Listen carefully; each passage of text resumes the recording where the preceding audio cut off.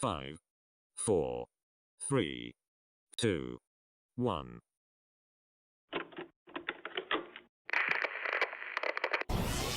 They ain't never seen nothing like this before. Lit the room when I came through the front door. Ask me if I should overcome, what for? Train in the trees, please pardon my sycamore. Touch burning sands, cross lands, and stormy shore seasons in the year, yeah. Ain't no challenge for champions and chain no fear. Yeah, the champions, yeah. Good morning, everybody. It's October 2nd, Friday, Family First Fridays, right here at Paleocrat Diaries. I'm your host, Jeremiah Bannister. Already spilling straws. Already spilling my straw, man. Moving my arms around. I got my coffee, of course. Got to be totally tanked on that, especially today. Not going to lie. Today is going to be a little bit crazy. I know I'm going to get flack. And that's okay. It's okay. It comes with the territory. You know, I've been doing this long enough that I have a pretty decent sense to say, okay, yeah, I'm going to talk about Trump having coronavirus. Yeah, I'm definitely going to get some flack. Because I've been joking about Corona Joe. Now, look, at least Trump has been getting tested. And at least Trump ain't playing magic voodoo with this stuff.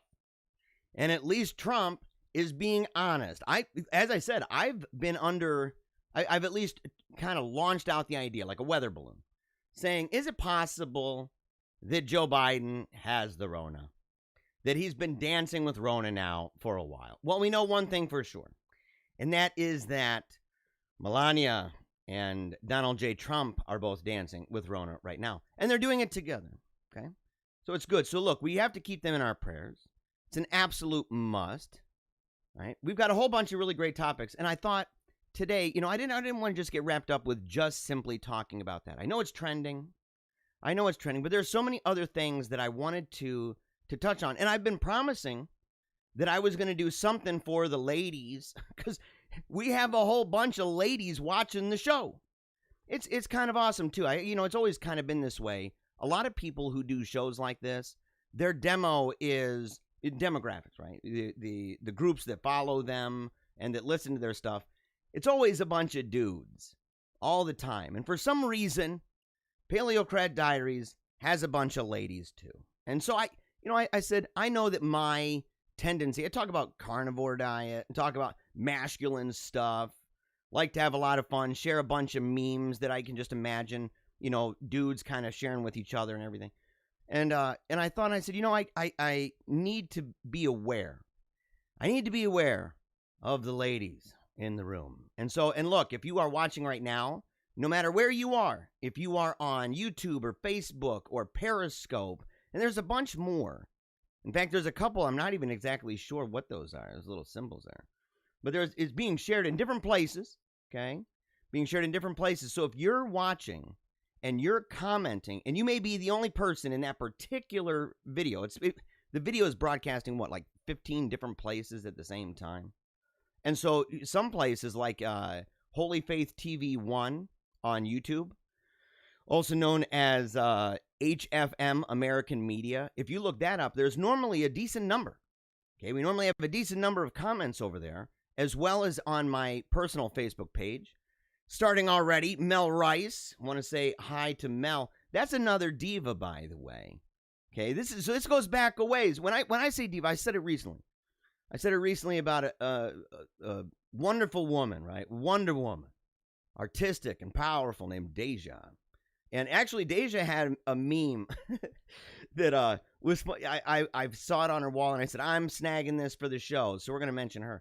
But Mel Rice, the two of them, they were the Paleo Radio divas back when Paleo Radio. I was with Joe Elder. He's a comedian, and we co-hosted the show together on AM/FM radio. And so they were part of the team, man. They were the Paleo Radio divas, and they were Team Tiny Dancer people. They are forever, right? They're part of the Team Tiny Dancer family. Of course, Team Tiny Dancer is the name that my daughter chose for her support network when she was going through childhood brain cancer. May she rest in peace. All right. So look at this. There's already a bunch of, there's Deja. Deja's in the chat room. Okay, good, on Facebook. Oh, I won't embarrass you, I promise, Deja. You know, you're good. You're really good. And the meme is hilarious, by the way. We'll talk about that. But we got a whole bunch of stories to talk about. Let me see here. You know, let me start first of all. Let's get this news banner up here. Here we go. Transition that bad boy. And you know what, man? This is so terrible. You see down at that bottom, it says Monday, Thursday, Saturday. Yeah, man. It's Monday through Friday. We got to change that. This is a professional thing going on here. We're really good at this. Oh, my gosh, man. Oh, that is so hilarious. Okay, so here's the thing. Saw this last night. Can we zoom in on that? Let's see. Let's find out. Oh, yeah, that's a big time zoom. I don't know. It might be too much of a zoom. That's a lot of zooming going on. All right, look at this. Look at this. Tonight, Flotus and I tested positive for COVID-19. We will begin our quarantine and recovery process immediately. We will get through this together. I'll tell you, you know, it's one of those things. And a lot of people can say, well, you know, that's what you get. That's what you get. You're around people without a mask. Yeah, a lot of people are. Not only that, he wears masks on many occasions. Not all the time. In fact, he pulled a mask out, during the debate. Kind of flaunted one around. And it doesn't matter anyway. It's kind of like, you know, I think there's a good probability that we will all at one point in our lives now get COVID-19. And he's in good hands. He's in good hands. And he's a fighter too. I'm not too worried about it. You know, don't let me down, President Trump. I don't want to be like that one girl on the video. Ruth, you only had to make it through 2021. I don't want to be that person. Okay, so don't do that to me. Don't do that to me, Mr. President. You know, but make sure to pray for him. And of course, make sure to pray for Corona Joe. Both of them. They're both old too. I mean, they fit the statistic, right? There's a good probability, even in that statistic, a good probability you'll do okay. And I'll tell you, you know, if there's something that Donald Trump should do, if he's not doing it already, he needs to hop in those cold showers, and he needs to do that Wim Hof breathing. Wim, I'm calling on you right now, buddy. Wim Hof, you need to get to the White House, stat. You need to do it. Need to do it. Yeah, look at these other people in the comment section. Shirley, good morning, buddy. Yes, Team Tiny Dancer. Thank you very much. As I said, man, it's going to be a great show. And it's a bummer that we had to begin with that news. But I don't want to be bummed out because, look, it's Friday. Right? It's Friday. I mean, obviously, President Trump knows how to make the news for the whole weekend. It's going to be the news all weekend long. In fact, it may be the news for the next couple weeks. You know, a lot of attention, a lot of people talking about him. But look, I didn't want to just talk about that, you know, because that's kind of a sad ordeal. And I thought this would be a lot more fun. Right here. Look at this. Look at this, America. We're going to start out with some fun stuff. We've got some pretty hardcore topics as well later. Okay, we're going to talk about the situation, what lockdowns have done with women who are working and the kind of difficulties that they have faced since returning back home. And we're going to talk about that and what that means maybe for the future. Things like that. We're going to talk, of course, we're going to talk about, what was this one over here? Yeah. Go broke. Game 1 of 2020 NBA Finals loses half of 2019's audience. We're going to talk about that.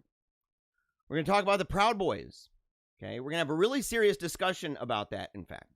Okay, we're going to talk about the Proud Boys and certain things that were done yesterday. And it's been done before. It's kind of like the press conference. I don't know if you saw that, right, with Kaylee. She did a press conference yesterday, and all the media. And this is actually a real joke. It's kind of, it would be offensive if it wasn't so predictable and if we didn't already know that these journalists are simply a fanatical media wing of the Democratic Party. And people get mad at me for saying that. And I say, look, if you don't believe that, you don't know much about journalism. I mean, I'm so sorry to tell you. I am so sorry to tell you this, but it's true.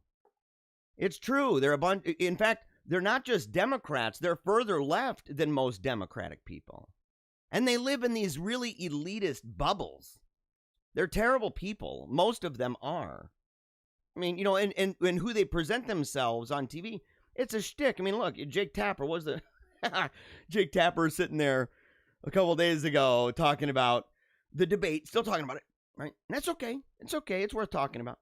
But he's sitting there in a very serious way. He goes, look, he said, we're all getting text messages about this. People all over America that are really depressed. And one person, their 11-year-old girl had to leave the room crying. Really? Are you serious, man? And the lady that was on the TV with him, she's like this. What? No. That's a joke. Are you serious? And their faces. I'm like, you guys pretend in the mirror. I mean, that's what they do. These people, they know what they're doing. It's a joke. But the thing is, we're going to talk about it because the Proud Boys did a couple things recently that should put an end to a lot of this discussion that goes on around the Proud Boys.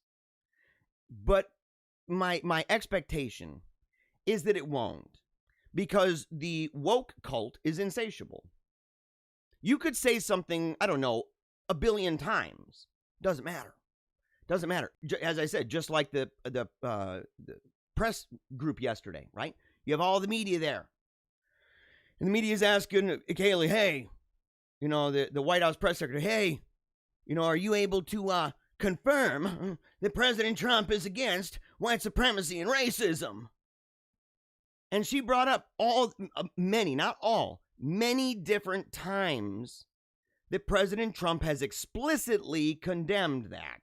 Explicitly, without any ambiguity. And what do? It was hilarious. The same people complaining about what Trump did with Biden, right? Cutting him off and interrupting. The exact same thing was going on in that press room. No. Shut up, man. Shut your yappa. Ask the question. Shut your yappa, son. These people. It's all the drugs. It's all the drugs and all the spirit cooking. I just found out that another person is positive with coronavirus, actually. Somebody who actually watches the show. Kathy. You may have seen her in the comment section. I've mentioned her a number of times. Of course, keep Kathy in your prayers. She's an amazing woman. She's an amazing woman. I've known her for a very long time. Since I was young. I'm still young. I'm 42 years young. I don't feel 42. But she's an amazing, amazing person. So keep Kathy in your prayers. Adam Tell says Proud Boys are just an idea. Yeah. It's true, Adam. But we're going to talk about it. We're going to talk about this. So there's a lot of great topics, but we got to hit on this first. This is breaking news. This is big. Eating a tiny bit of mom's poop could give C-section babies an immune primer. Oh, this is actually pretty genius if you think about it. Babies born by cesarean section don't get the rich blend of microbes that come from vaginal birth. Microbes that may help prevent disorders such as asthma and allergies. Now, a study suggests feeding these infants a small amount, right, eatsy-weetsies, of their mother's feces could normalize their gut microbiome. Who thought of this, by the way? Who was like the first person that thought, I wonder if we fed it a little bit of the mom's poop? Genius, man. The ecosystem of bacteria, viruses, and fungi in the digestive system and possibly give their immune system a healthier start. Knowing how much of this to expose them to is critical. That seems to be an understatement, right? That seems to be an understatement. And who wants to be the person who's like, okay, here, just a little bit? It would be an awkward situation, wouldn't it? I mean, just even the idea makes me gag. So getting it the right dose requires careful testing. Longer studies with more infants should ensure the dose is safe. Yes, You're going to need to do a lot of studies on that. You're going to need to make sure that you're giving the right ones. Because imagine the situation, where a doctor is going to have to bring this up. A lot of people aren't, they may not see the show. So they may not know this is real.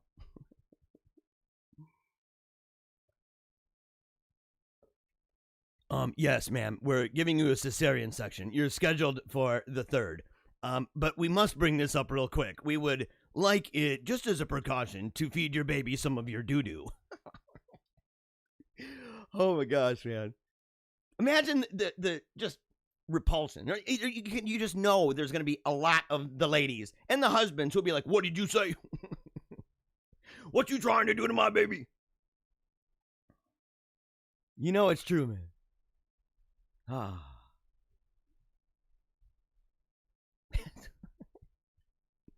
That is hilarious. Deja says, I know koalas eat their mom's poop. I bet they have good, gut bomb. I don't know, man. They're not doing too hot on the survival scale. I don't know. They're struggling. And they've got bad attitudes. They're cute, though. They are cute. They are cute creatures. But, man, I have heard they are wicked. Koalas, man. All right. Next news. Because we have to deal with this first. All this stuff is really important. What, another poo-poo? What? Man, the gigantic staff we have here, you guys need to do a better job of spreading out the Duke. Spread it out, man. Cyclist rides 2,500 miles from Poo Poo Point to PP Creek. Is that, okay, I would ask, is that serious? The thing is I'm just confident that it is. I am confident. It's got to be wrong. A cyclist raising money for Yemen relief. That's a good cause, by the way. Said he rode exactly 69 miles per day to travel to Poo Poo Point in Washington State to PP Creek in Ohio. Is this real? Ruben Lopez of Chicago said his scatological journey began. So, okay, there's a link. I'm not even going to go to that. I don't know if I trust the source. We're going to go there. Scatological journey. I don't even know what we're going to find on the other side of that hyperlink. Not good. August 18th at Poo Poo Point in Washington State. Does anybody have background on Poo Poo Point or PP Creek? Who? Oh, that's in Ohio? No wonder. No wonder, man. PP Creek in Ohio. Of course you guys would come up with that. You guys are like borderline irredeemable, man. My listeners from Ohio, you guys got to move. You got to get out of that state. You got to get out of there, man. Oh, journey of 2,500 miles. Yeah, it's an amazing thing. It's an amazing thing. Oh, and coronavirus news. Man told snakeskin isn't a legitimate face covering. Who says that? Who says that that's not? If someone's like, well, look, just use some fabric from a shirt. I mean, that's what we're told. We're, hey, use some fabric or some cotton or anything. What do you got? A paper bag. A napkin. If you're just making them from home, right? And you're just using whatever. People are using the nylon-y stuff over their face. What are those called? Gaiters? What are they called? Yeah, surely 69 poop and PP. Yeah. What's up with that, man? Right? Come on. But a man's told the snakeskin is not a legitimate face covering. Yeah, what's the CDC's position on that?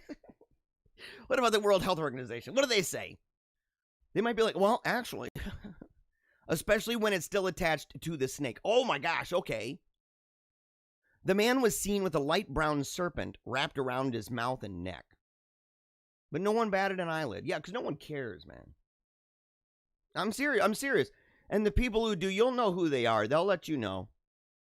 They'll let you know very quickly. Hey, mister, I don't know you, but I'm going to get in your face. You know how many people probably walked from really far away to run up to somebody to get in their face, putting themselves on the front lines? Or they have one of those tape measures to make sure they're still 6 feet away. You're like, what are you doing? I'm coming over to yell at you. I just got to make sure that I'm keeping socially distanced. I don't understand why a lot of these people really don't just get in a bubble. Like, I mean, one of those bubble boy things. I don't see why they don't just do that. You know, they're terrified of everything. They don't want to touch anything. They're constantly all the time. And they're mad at everybody. Stay away from me. Well, make it easy. If you want everybody to wear a mask because you're saying, look, you got to be respectful of other people. Look, get in a bubble. And I know it sounds really sarcastic. I'd love to see it. I might even love to play in one of those things. I might do it for fun. Got to purchase one. I need my staff to get on that right away. Oh, stat. Get on that stat. A passenger was spotted wearing a snake as a mask while traveling on a bus. Has soon been warned it is not a legitimate face covering. Again, says who? Who has the manual? Have they done a study? Show me your statistics. Show me those stats. The man was seen. Oh, yeah, we were like, where was this? Where is this anyway?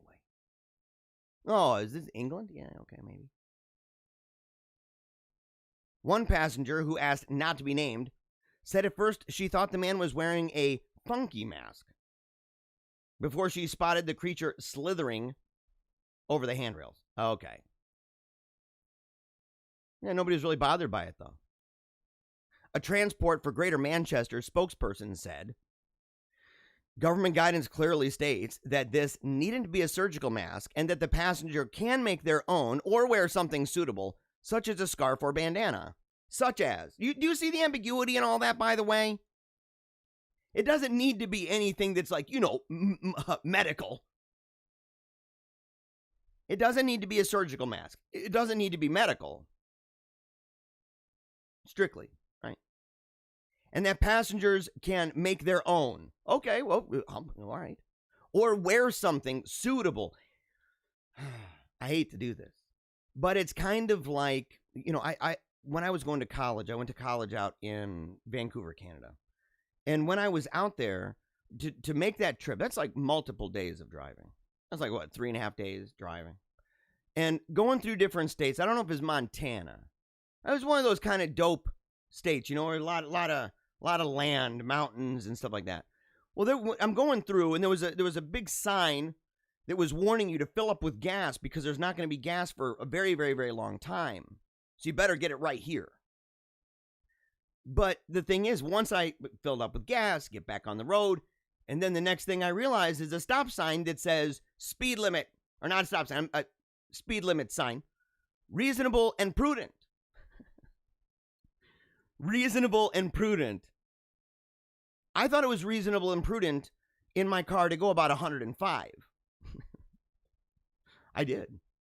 I was cooking over 100 miles per hour. It was awesome. It was totally awesome. I think they've changed that sense because that wording is ridiculous. One person's reasonable and prudent is another person's, oh my gosh, what were you thinking? I was thinking, man, I wanted to see how fast I could go before my lips started doing this. And I'm like, and my eyes were like pulling back. I never got to get that fast, I tried. Where there is a small degree of interpretation that can be applied to this, while there is, we do not believe it extends to the use of snakeskin. That's your opinion, buddy. Who are you to force your opinion on me? Show me the statistics. Do you have a study that says my snake doesn't work sufficiently? I'm serious. Do you have a study on that? If you guys have a study in the chat room, please let me know. Speaking of chats, I'll go ahead and just put that up right now. Why not? Boom. In the comments, I sneezed at Home Depot the other day and freaked a lot of people out. It was funny. I have allergies. I'm one of those C-section babies. Hey, you didn't eat poop. Is there a time limit on that? I wonder. I wonder if there's a time limit. Don't go eating poop, by the way. Don't do that. Yeah. Yeah, but the thing is, I feel the same way. Look, just a minute ago, I leaned over and I'm on this 5 days a week, basically 2 hours a day. I'm going to have that whole Alex Jones, Darth Vader voice by the end of this. You're like, but you end up having like a little phlegm in your throat or something, and you lean over and do that, on radio, whatever. Nowadays, everyone's like, and they're all looking, man. My heart starts pounding. I'm like, I think I got to clear my throat. Do I have the Rona? I'm glad nobody's watching. Yeah. And then I realized, oh my gosh, there's a bunch of you. Everybody's like, Corona Jer, Corona Maya. Oh no. All right. Primate monkeys around with student's phone takes selfies. People are surprised that the monkey there would take a selfie. I'm not, because there's a lot of great apes taking selfies every single day. That's just true. Yeah. Look at that. Look at that. That's the moment he figured out the MySpace angle. And said, oh, yeah, this is good. This is a good angle. And look at his eyes. He looks like a rock star or something. Or like he's wanting to tell somebody kind of a sad story. I stole a guy's cell phone and all I know how to do is take selfies. Yeah, but look at that face, man. Isn't that just cute? Look at that guy. I don't even know if it's a guy. I mean, maybe it is a girl. I don't know. Can you tell? Florida City to lift ban on saggy pants. That's sad, actually, a little bit. Saggy pants, look, I mean, okay, if you say saggy pants because some people simply do have a inverted butt and it's hard for them to keep the pants up. Because then you would have to require things like, suspenders and all that jazz. And that's not good. But the idea of, people walking around with pants below their butt, yeah, no, I'm fine with that. Yeah, keep that away. That's not good. You guys agree or disagree? I mean, maybe it's one of those things that maybe the city shouldn't be getting involved in that, and instead people should just simply shame privately. That's like freedom of expression. Let the free market decide. Okay, let's all go out right now. Pull up those pants, man. But then you wouldn't have funny memes. Like there was this guy, I mean, and he's sagging low. I mean, it's bad. And he's sagging, he's walking through some kind of supermarket with his girl. They're holding hands. And there's somebody behind them recording because there is a massive brown stain on the guy. I mean, it's like fresh. Not good. And it was white. I'm thinking, oh. Yeah. Very embarrassing for that guy. Very, very embarrassing. This is actually, maybe this is serious. I don't know where everybody stands on this very important topic. But there's an unexpected upside, according to this person, of the pandemic. There are no peeps for a year. And I don't know how people feel about that. What are your opinion about peeps? This is very important. We should probably start a poll somewhere. Staff, you got to get on it. You got to get on it. I have to have like an intercom. I got to get one of those little intercoms I can push the button. Yes, Mr. Bannister. Yeah. Do a poll. Are peeps the worst candy that's ever been made? Is that how should we phrase that? Is it the worst? Is it the worst candy? I absolutely loathe peeps. Some people in the comments like peeps. Boy. How did you guys find my show? How did you find me? Oh, can't believe it.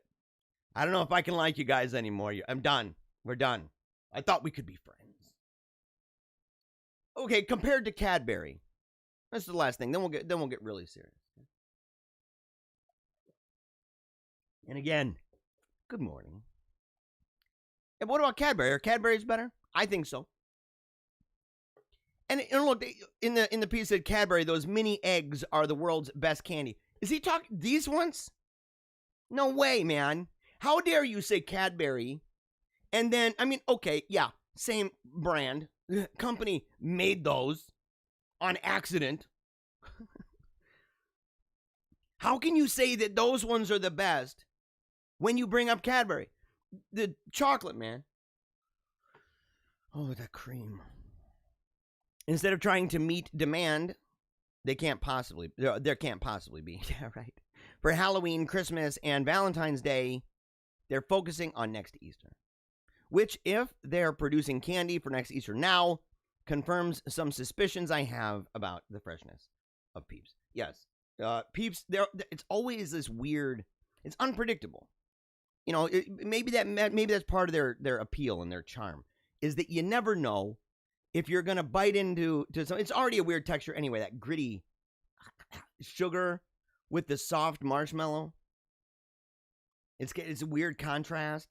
You know, it's like sugar-covered sugar, by the way. We also call those diabetes. And my wife sent this. I have to say this one. What is up, man? HuffPo, are you serious? They really want you to share their stuff. Look at those little things in the center of the screen. Look at them. What? They're like, oh, we're on Pinterest. We're all over the place. Here, we're just going to leave that right smack dab in the middle. British Wildlife Park removes 5 cursing parrots from public view. It's true. If they teach the others bad language and I end up with 250 swearing birds, I don't know what we'll do. Apparently they were saying really, really, really naughty words. Really, really naughty words. And they're trying to separate them, hoping that being around birds with other words, and I'm like, oh, yeah, that's risky business. Yeah, let's see here. On the topic, before we go to stuff that's serious, in the comment section, we have a comment. I don't care to see what kind of underwear you have on. It's funny to see them walking with their fingers in their belt loops.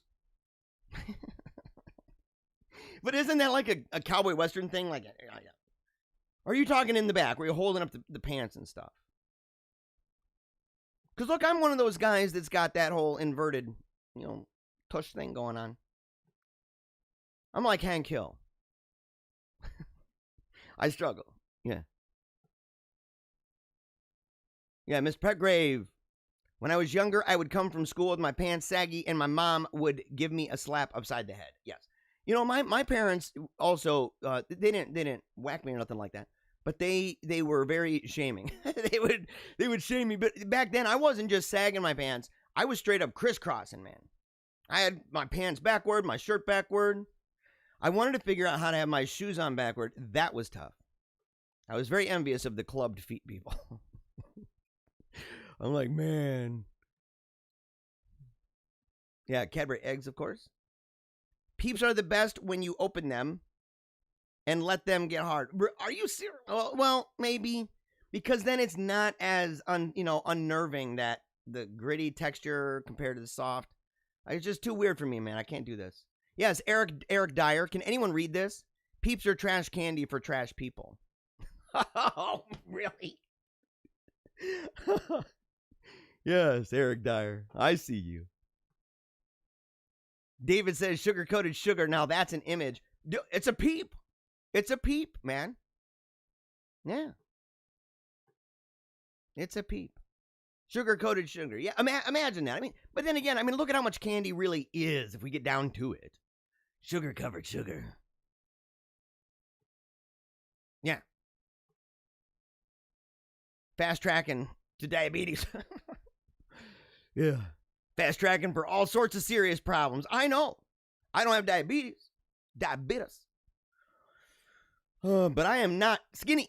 And it's very upsetting. I'm not thin. I'm not fit. I'm working on it. I'm working on it. Man, am I at day 30 yet or what of this carnivore diet? Can people tell me? When was I think it was my second episode. When was my second episode published? Somebody's got to go find that out. There's another case for the intercom. I'd be on this intercom 24/7. All right. We're getting serious, folks. We're getting serious here. Conservative host Michael Savage is leaving radio in January of 2021. I bring this up because this makes me sad, actually. I know a lot of people would say, well, that guy's a real jerk. Always talking about, borders, language, and culture. What a jerk. And I say, he had a big influence on me. I've liked his style. He jokes around. If you don't know who he is and you listen, you might be like, man, this guy's rude to his own callers. It's part of the shtick, man. It's just who he is. It's kind of like, what is it, Ed DeBevick's? Is that place even around anymore in Chicago? Yeah, in Chicago, they used to have a place called Ed DeBevick's. It was this oldies restaurant. And you'd go there, and the waiters and waitresses, they were all dressed up, kind of like, hoop skirts and stuff like that. And they'd all come up, and they would eat, chewing their gum. What do you want? And it was just really cool, man. They totally treated you like garbage. But there were some people that went, that when they were done, they were like, I could not believe how badly I was treated. It's part of the shtick, man. That's why you go. You want to be treated badly by somebody who's wearing cool clothes and playing oldies music. And it's good food. And they dance on tables, man. They do. They'll pop on different songs, YMCA or whatever, and dance away. They even have a live DJ inside who sounds like the Wolfman. Speaking of Wolfman, I saw a werewolf movie yesterday. Can you guess which one? I have to review it. And let's say it's not appropriate for kids. No, it's not. It's not. Although I'm sure that you could skip over it. There's a decent amount actually. But yeah. It wouldn't even. No, just not for kids. Not for kids. Brian in the comment section says he remembers Crisscross Days. Yeah. Yeah, we mentioned this already. Kaylee McEnany. Dropkick CBS hack Paula Reed. You claim to be so outraged and offended by Trump interrupting Biden, but that's all you do here. And yes, it was, because they asked over and over, can you please clarify that Donald Trump is not a member of the KKK? Karate chop them in the neck, man. What a bunch of dummies, dude. No serious person in media. You might be a serious person out there, in the world, and you really don't, you really haven't read a lot of articles that are even neutral, just strictly putting out the idea of the who, what, where, when, why, how of a story. You may simply read a lot of stuff that confirms your opinion. Most people do. Okay? That's normal. But if you were to go and to see the instances wherein, I think I mentioned a bunch of them yesterday or the day before, a bunch of instances wherein Donald Trump unequivocally sits there and says that he condemns it outright. Did it again last night. But it wouldn't matter how many times he does that. It wouldn't matter, because if you've already done it a bunch of times and people just want you to say the words and they didn't listen or care any of the other times, then it wouldn't matter. This is a game, and it's a sick one. Don't answer them, man. Shove it back in their face and tell them you're phony. You are a phony loser. I'm sorry to say that. I don't like busting on people's chops like that. What's my opinion on Donald Trump testing positive? You can, what do you mean? I think people should pray for him. I think everybody is going to eventually have COVID. That's why I've been encouraging people, man. Eat properly, exercise. That's why I'm doing it. That's why I'm losing weight. To say, look, people who are obese, 30%, the 30% body fat and up. You got to get down, man. You got to do different things. You should be taking your vitamins. Even Dr. Fauci says vitamin C and D. He didn't say that for a long time before. Get to know somebody who has a stash of hydroxychloroquine. It's a good idea. I have somebody, actually. And make sure that if you do contract it within the first 3 days, you make sure to take it. Those are things you can do. Spend time outside. Breathe in fresh air. Eat healthy food. Stay away from a bunch of sugars and processed foods. Take cold showers. Do Wim Hof breathing. Yeah. Do all of that. And if the situation seems to require it, wear a mask. Wear a mask. Look, I'm not a person principally opposed to masks. I wear them. We have them in the car. If we go into a store, you'll never see me walk into a store going, I'm not doing it. Because I don't own the store. I don't own that store. And they don't make that rule any more than they might make a rule that says no shirt, no shoes, no service. So, sitting there just being like, oh, I'm going to go ahead and, I'm going to go ahead and make an example of these people. I mean, it's no good. It's bad.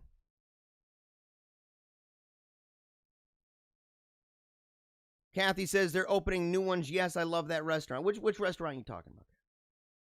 I don't remember. Maybe it's something that counts. Yeah. People are wishing death on him. Yeah, exactly. Look, I've said this repeatedly. I don't wish death on anybody. I don't dance on graves, man. I think that that's a bad sign for our country. I think it's a bad sign for a culture. I just do. Yay, he's dead. What's wrong with you, man? What's wrong with you? You can disagree with somebody. You can disagree with their actions. You can sit there and say, look, I don't like what that person believed. But yeah, finally that person croaked. Glad they're gone. Wow, man. You have an unexamined life, don't you? So I said we're going to talk about the ladies. Here we go. This is too much. Working moms are reaching the breaking point during the pandemic. And this is true. This is true. It's over at NPR. I don't really go to NPR very often, not going to lie. Stylistically, it's just crap. Don't you agree with me on that? Don't you agree with me? Like they sound like beatniks. And today, we're going to be talking to Skip Juggalo about all the things he's doing to learn the feeling of his art pieces today on The Story. Who cares? Stop talking like that. Or is that how you normally talk? Is that how you normally talk? What a bunch of weirdos, man. What a bunch of weirdos. You know they're sitting there doing this thing. The jazz fingers. Oh, yeah. Not cool. The constant interruptions from children are happening in households across the country. What a way to frame that, by the way. Nearly half of all school districts in the U.S. started the school year with remote learning. Not ours. Not ours. And look, it's what you get. If you're part of a school of people who don't know the science behind whether or not kids can be vectors of this, right? If you're in one of those districts that's like, look, any precaution necessary, well, maybe burn some sage. Well, I'm sorry about that, but it's where you live. It takes it all, right? With the added complexities of managing multiple Zoom calls at work and online learning for the kids, parents, especially moms, are hitting a breaking point. I think this is a valuable time, by the way. And they admit it later that they're saying, the people in the article, which, by the way, all the people in the article that they quote from are people who are emphasizing, and this happens every time, they're emphasizing modernism. That goes, oh, we need to make sure we do this new political program and this new governmental program and this new thing that will require taxation and this thing that will allow people to be outside of the home without allowing single income earning homes. To emphasize that, to allow for the connectivity, or to allow even for family leave, although that is admittedly that is one of the things that they put on there. But it's all about simply making it easier to get away from those freaking kids. It's sad. It's real sad. Because they're just treated like a burden. I love my kids. I do. I love them. My wife loves the kids. Now, in fairness, we have mega dope children. Our kids are another level of epic. Super smart, super amazing, fun, creative, attractive. I mean, it's just another level, I'm sorry to tell you. With the added complexities of this, it's gotten to the point, it's a breaking point for these ladies. There's a person named Lee. For Lee, the juggling act fell apart in the spring. Her husband, who's a doctor, was at the hospital 7 days a week while she worked from home, struggling to maintain her own grueling schedule of nonstop work calls. Look, priorities. I don't mean to be rude. Your husband's a freaking doctor. What are you doing all day long, working all day long, and then going, man, it's really hard for me to work all day long while my husband works 7 days a week. What is it? So you can eat? What's wrong with you? How much is enough? I don't know her circumstances. Maybe she's got, something going on where it requires gobs of money all the time. Other than being a lady, because they are. It's high. It's demanding. Yeah. You know it, girls. You know it. But if your husband was a doctor, would you even do a job where all day long you're taking phone calls? Would you do that, ladies? And some of the ladies in the comment section said we already homeschooled, so we're doing well with this. Another one says that she wants a daughter like mine. Oh, yeah.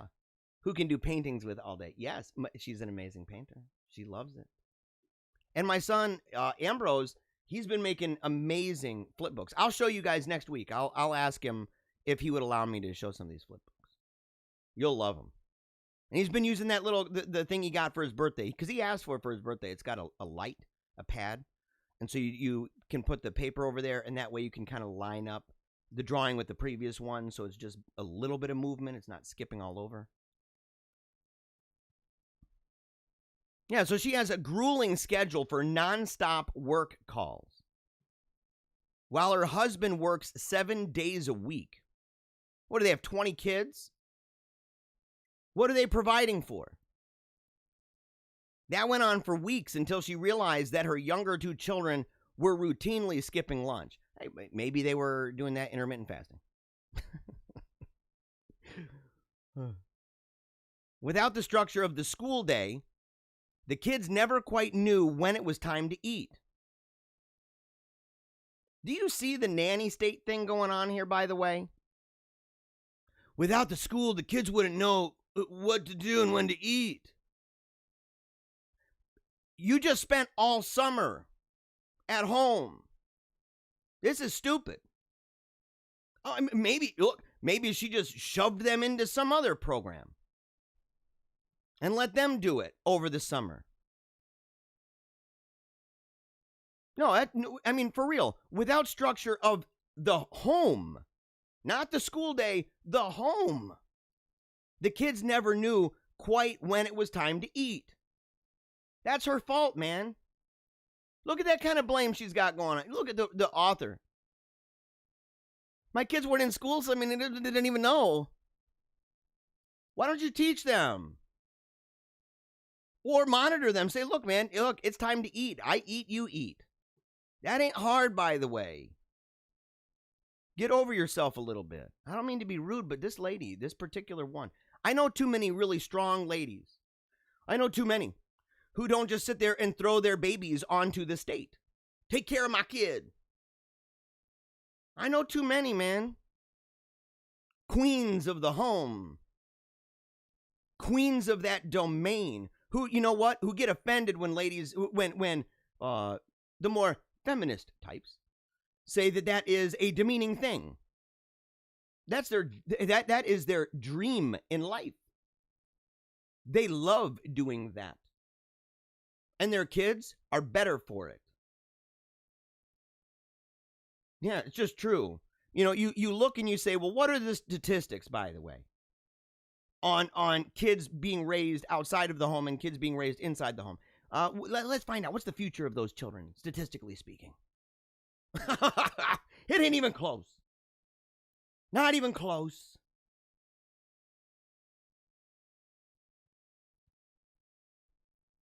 So Lee decided to take a leave of absence. C. Nicole Mason, president and CEO of the Institute for Women's Policy Research, a Washington, D.C. think tank focused on economic equity. Oh, equity. I gotcha. Not equality. Equity. Remember, I taught you guys this. Equity is what can we do to balance the scales? Not just to raise up, but maybe having to take you down. It's an impossible task, Ms. Mason said. Until we can figure out care, until we can figure out how to open schools, you can just hang it up for many women. That might be true. That might actually be true. Because here's the thing. If ideas have consequences, then shutdown policies definitely do. Doesn't that make sense? Who has a hard time with that? Man, I don't understand why I can't send my kids to, why I've got to deal with my kids. I've just been encouraging a shutdown this whole time and telling everybody to stay away from each other. I don't understand why all of a sudden doing that means I have to deal with it. Because everywhere else is shut down, you dummy. Because you want everywhere else shut down. Where will you send the kids if everything is shut down and if they can't go to schools? Which, by the way, I'm really glad we're friends with a couple of the principals here in town at public schools. And they've confided with us and just flat out said, look, to be honest, our main function is more like a daycare, to be honest. It's kind of a glorified daycare. Yeah. Cray. So if you shut down the daycares and you shut down the school and then you sit there and go, well, I don't understand why I got to deal with all this. And I'm not dogging on the mamas. I think a lot of the dads got this issue too. And they ain't stepping up, man. And I know a lot of mamas that are stepping up. I know a lot of moms and a lot of dads. Focus on the moms, man. Get the dads out of here. I know a lot of moms that are kicking tail right now. They're going through this super hard time. They're scared. They went through this time where they're watching the news and they're seeing, like I said, people falling over in China and wondering, is that going to happen here? Terrified out of their mind. Being told that their kids won't be in the school and now there's going to be an increased amount of responsibility on them. That for better or worse or whatever, that the fact is they weren't prepared for that. And they had to do it like this. And just like moms, man, tons of them did. Bam.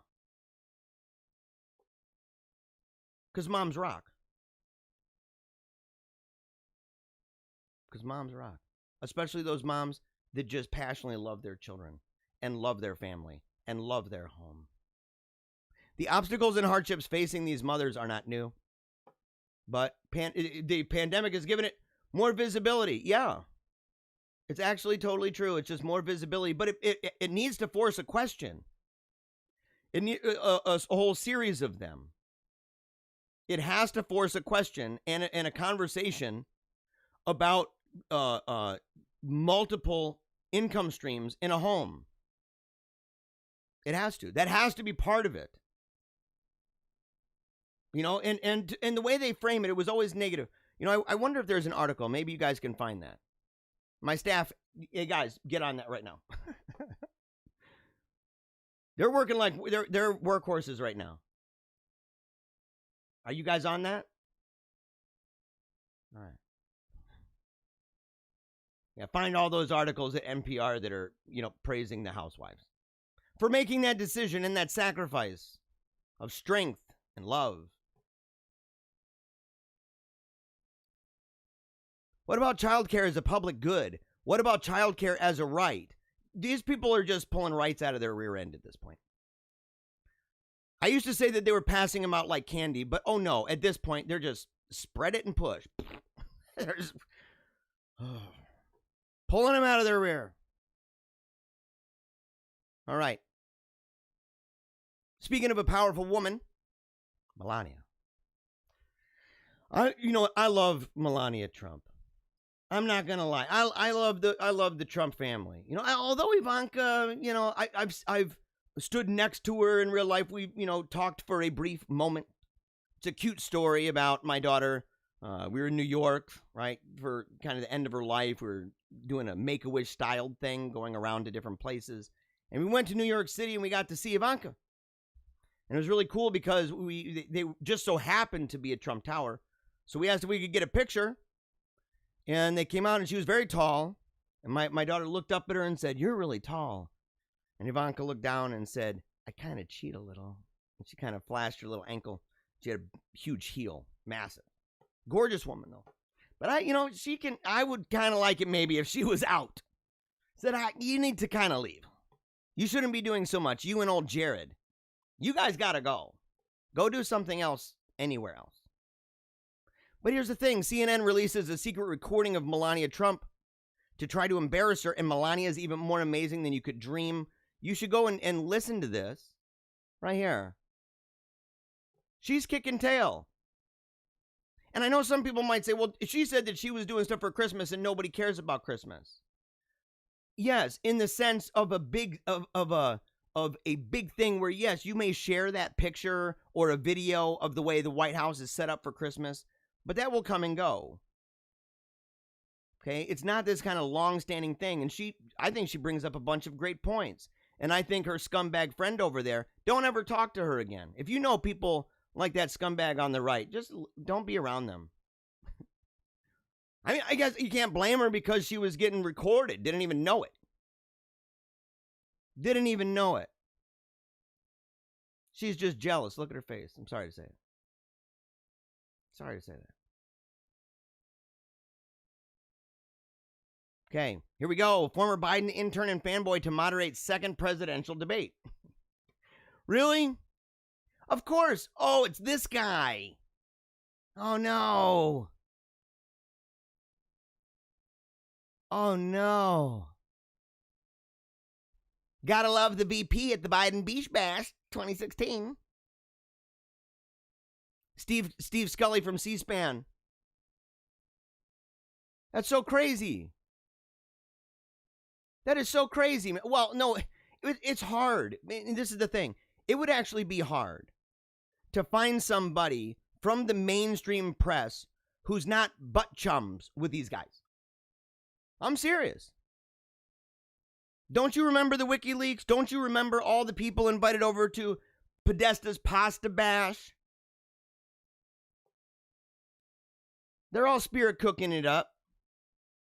They are, man. These people live in a bubble, this elitist bubble of grotesque leftism and perversion.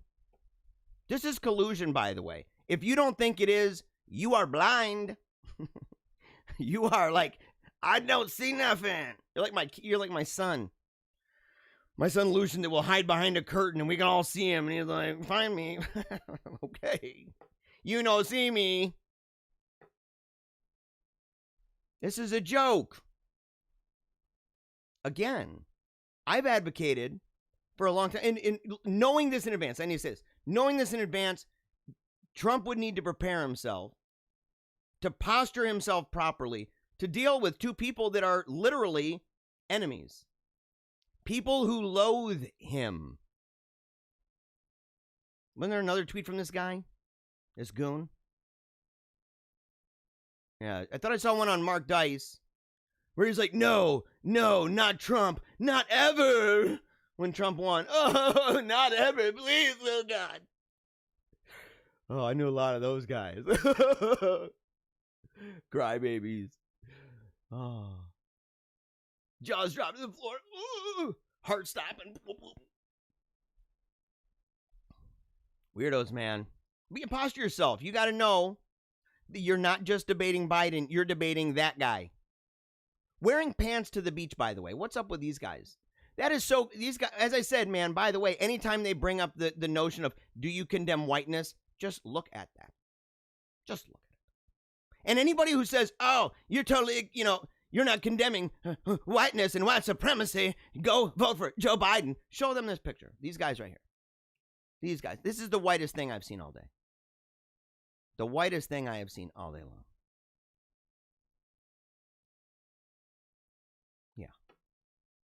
Just people are not serious. No, really? Nolte, Donald Trump sees approval rating rise in post-debate poll. That's wild, man. According to Rasmussen, after including one night of post-debate polling in its 5-day rolling average. I'd like to see it now. I'd like to see how it plays itself out. It may actually even go. It may. I'm telling you, there are things that I didn't think about and I heard brought up. And I mentioned something along these lines. I said, do you believe these debates should even be televised? Or do you believe that it should be audio, where you have to listen? That would change the game. People don't even realize the impact that a medium has on it. You don't posture the same way. And you know it because you're not using makeup to go on radio. The whole idea of the lens and what that does to somebody and what the screen does to somebody, the expectation of what they're going to see as compared to what they are going to hear. You look for different things. But somebody brought up the idea, they said, well, if you actually go back and you, instead of watching it, if you read the transcript, Joe Biden sucked. If you just read the transcript and you say, okay, let's read the transcript and take out the actual interruptions and just make it the content of what the interruptions were for. And just put that there. And then compare those, line those two things up. Joe Biden was bad, which is why people pitied. Nobody was inspired. They were pitied. He was pitied, like, oh man, poor old guy. Because he really didn't say anything inspiring. And even when he did, and he tried to get really intense, you could hear the fakeness. You could hear it. How dare you say that veterans are losers? Man, he's out there promoting the military all the time. Veterans all the time. And he's not sending us to freaking wars. I'll tell you what, it drives me nuts. You know what? You want to know who thinks that people in the military are losers?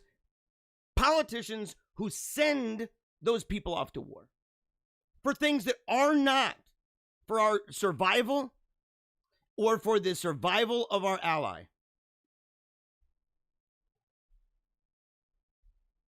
They hate the troops. Don't let them trick you. Do not, it's easy for a lot of these people on the left. And this actually upsets me because when I was on the radio for years, one of the main things I talked about every single day was war. And it was easy because George W. Bush and because Barack Obama. It ain't easy anymore. It's not. For good reason. Because the conversation has turned in such a way, how many of us, when all of this was going on, do you remember the protests? People flooding the streets, talking about opposition to the Iraq war. I don't know a single person on the left, I don't know them, who've written positively about the idea that Trump is taking on the military-industrial complex and all those lobbyists, all those contractors, and saying, and to call them out by name. That's the stuff that dreams are made of for people like me. Years of my life dedicated to this.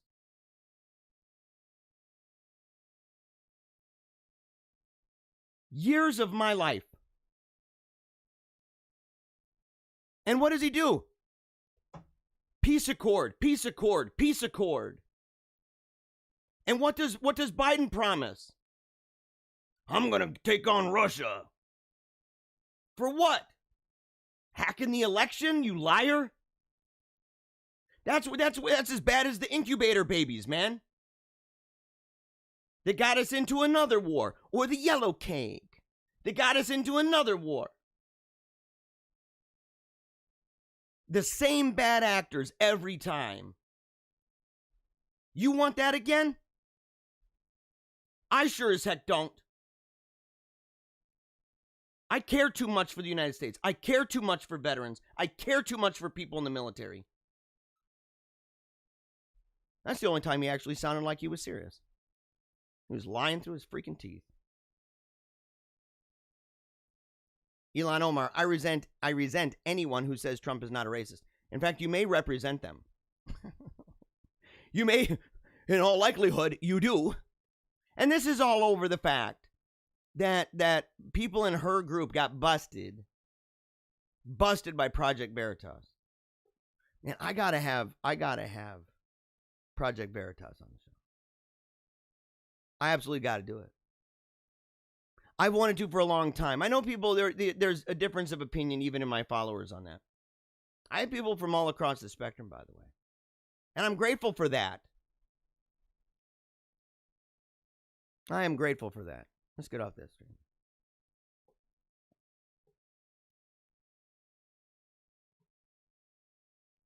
Yeah, in the comments, Joe Biden definitely sucked. Yeah. It's true, isn't it? It's true. Look, that's not. I've been critical already. I have said that the interruptions were unnecessary. I've laid out my case as to why that is true and what should have been done. If you haven't heard it, go back and listen. Listen to all of them. Put it on. Just put on the playlist. Put on. Continue. Or what is it, man? Automatically moves forward. What is that called? You got to do it, man. You got to do it. A lot of great stuff. Yeah, Elon Omar. She's really upset. She's grumpy because, folks that support her got totally busted on video, by the way. You got the money for the votes? For the old people giving them some loot for their vote? Yeah. And what does she do? She turns it around. And she says this. Many people understand, she said, it's completely terrifying, truly, to have the president not only not condemn white supremacy, but to tell them to stand back and stand by. He has condemned it multiple times, you liar. Yeah. I gotta take a drink of my coffee. I gotta. It's like, I don't know if it's fighting fire with fire or it's just gonna get me more revved up. Either way, it's good. And check out this cup, by the way. Sorry to get a little ADD on you. Look at that. That's my family. That's with Samantha. Okay, got it on the other side. You can see my daughter there. No, it's blurry. Yeah, Elon Omar is an adulterous liar. Complicit with maybe even doing stuff against the law to even become a citizen. To even come over here. Talking about, things with the brother. I'm sorry. It's just true. You got to go. At this point, there is so much evidence to point to this. It's unbelievable. And of course, now, who she's with now, it's all fake, man. It's all fake. The modesty thing. It's not even about being modest. You're not being modest when you wear that having adulterous affairs. You're just not.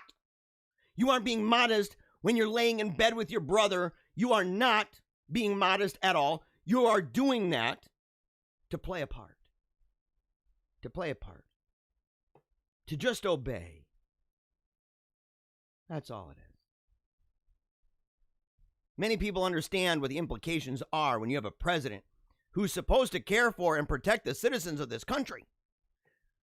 Really speak to people who are listed as a hate group. You know what? I hate that phrase, by the way. Listed as a hate group. By whom? By whom? You say, oh, the ADL. I don't care. Yeah. I don't care. Southern Poverty Law Center. I really don't care. I believe those are hate groups. I believe that those people are hate groups and that they put stuff out there in the same way. I mean, look, if people complain about Andy Ngo sharing pictures of people who have done things to get arrested and the pictures are publicly available and they say, you're putting our lives in danger. All the while, the Southern Poverty Law Center is putting stuff out on people and their locations when they haven't done anything illegal.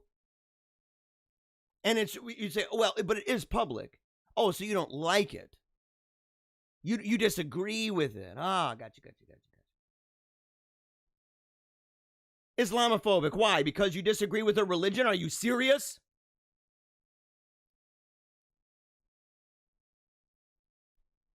It's crazy. You know, people, they can say, well, what you mean by Islamophobic is that you are against, you're not accepting of the liberal kind of Islam that these people like. Because around the world, it's an uber minority. And not just, let's use the Catholic sense, not just like geographically. We can go around the world and we can find out the number of people who believe in Islam, and if they believe traditional things concerning gender, concerning sex, concerning stoning people, concerning Sharia, you name it. And it's not even a debate. So, it's not even a debate. Of course, there are people that are the liberal ones. But even then, even what's cuckoo crazy lady, man, from Women's March? What's her name? Sarsour. Sarsour. Man, people for a minute, like I knew a lot of people on the left and friends of mine, liberal folks, right? Hillary types. They were like, yeah, Sarsour is great. It didn't take long before they were like, dude, get her out of here. Oh, she's the liberal one. And saying that makes me Islamophobic. It's weird because you can, if you criticize Islam, all of a sudden you might be labeled as a hate group. Oh, that's really weird, man. Because I know a lot of people that criticize Christianity in ways that are absurd. Ridiculously offensive. Doesn't matter. Doesn't matter. And why? Well, because Christianity is the majority. And so that, you know, what a weird ethical system you have there, mister. What a weird ethical system. Smells like garbage. Seems awfully convenient. What a joke. What a joke. Now get her out of here. I don't want to deal with that guy. Facebook removes 216 Trump ads about Joe Biden, COVID, and refugees. This, by the way, how is that not? With all of the stuff going on, we know what's going on. People who follow this show, you guys know what's going on with Facebook and Twitter, big tech. How is that not election interference? And who gave them the democratic responsibilities to do certain things to do with the public square? These guys are a joke. Sadly, they are the rulers of the world.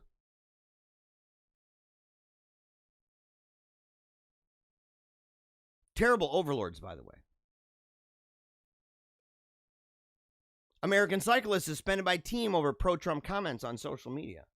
Really? Look at this guy. Oh, USA team guy. Okay, I got you.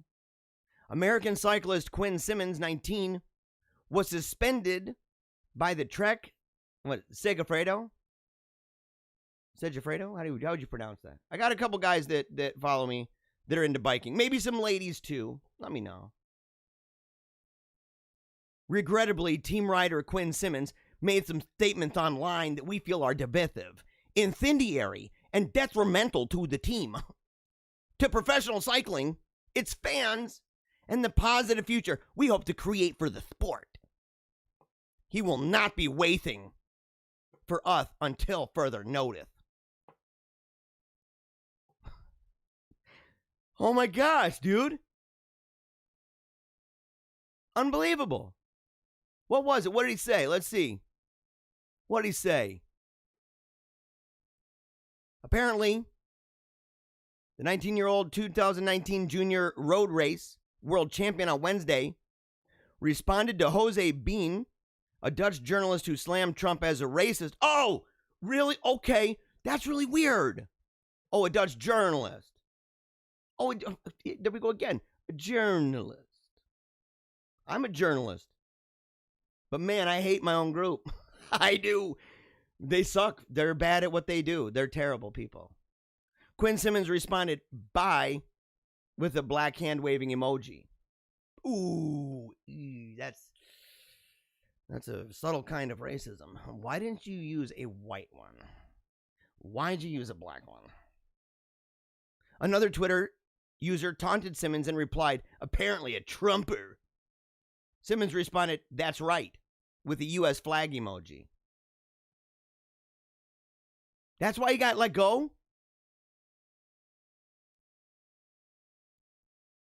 That's why he got let go. What a joke. The language of privilege.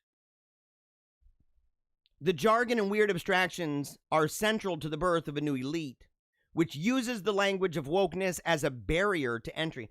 I don't want to go deep into this. I think people should go read it for themselves. I'd like to get a take from someone who may be watching this who is woke as a joke. I'm sure they're there. If you're watching right now and you're a wokester, you're somebody who's like mega woke blah, every day, funneling everything you see through the lens and grid of social justice. If that's you, I would love to actually see what you think about this. As a language, wokeness is self-consciously engineered. And I've said this, I've hinted at this idea, saying that when people in the woke brigade, okay, when they talk, they use certain phrases. We've heard them. Marginalized groups, centered in the space. Okay, we need to make some space. Don't center yourself. This is a place for marginalized people. There are certain catchwords that they use, and they can lay them out. There's a great video, I think, by The Remnant. It's months and months ago. I'd have to find it. But basically where it's a person who in a number of tweets, something with the Vatican, in a number of tweets was using every single one of these phrases and words. These are phrases that, like encounter the other. And it's always like, it's always not just that they create this notion, like the phrase, or accompaniment. That's like a new thing that's floating around in these circles, especially the religious types. We're all about accompaniment, meeting people on the margins.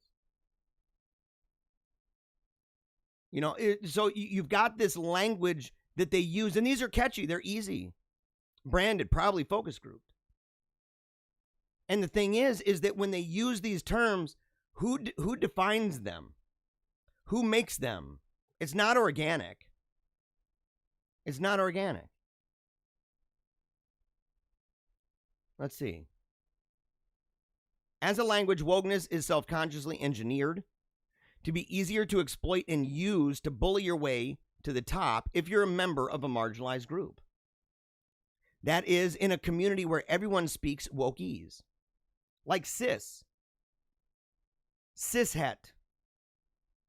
I don't even use those. I refuse. If someone's like, oh, you're cisgendered, I'd be like, I don't know what you're talking about.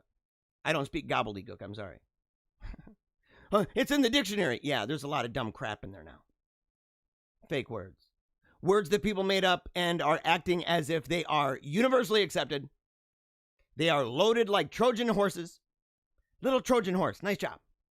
I see what you are doing. You are all inside, and all your wickedness is inside of that Trojan horse.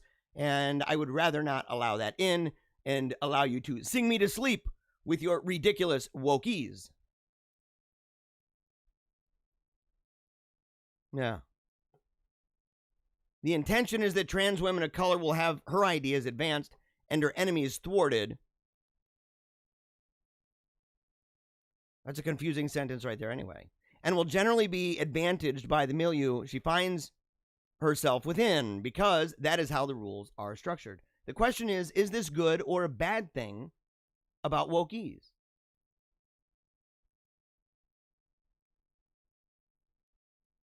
He says, actually, really, we have to ask ourselves whether wokeise actually really does help those people it says it intends to help, or whether it mainly helps some other class of people. I think that's actually a pretty deep question.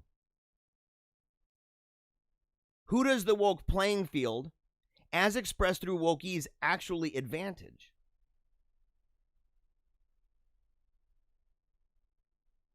According to this author, wokeness is a bourgeois sop to self-dealing millionaires. Go check that out. It's over at tabletmag.com. The language of privilege. I'd love to hear your take on that, by the way, because people might disagree. I always enjoy that. I always enjoy hearing what people got to say. Oh, are you kidding me? Can I get this thing off? Doesn't look like it. See, that drives me nuts, man. That drives me bonkers. The Self-Totalitarianism at the Art Gallery by Rod Dreher. He wrote a book. What is it called? Live Not by Lies. And this is what I thought was amazing. As I'm reading this, he begins by saying the late, great media critic Neil Postman, in the foreword to his 1985 book, Amusing Ourselves to Death. I told you. I told you. Good book. Good book. Prophetic.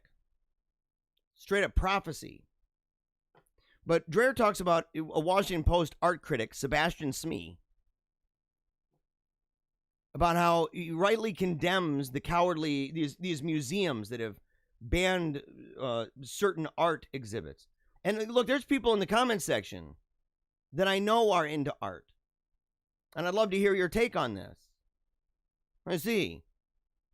In the art world, the culture war is playing out as a question of how big a role art can and should play in bringing about certain kinds of social change.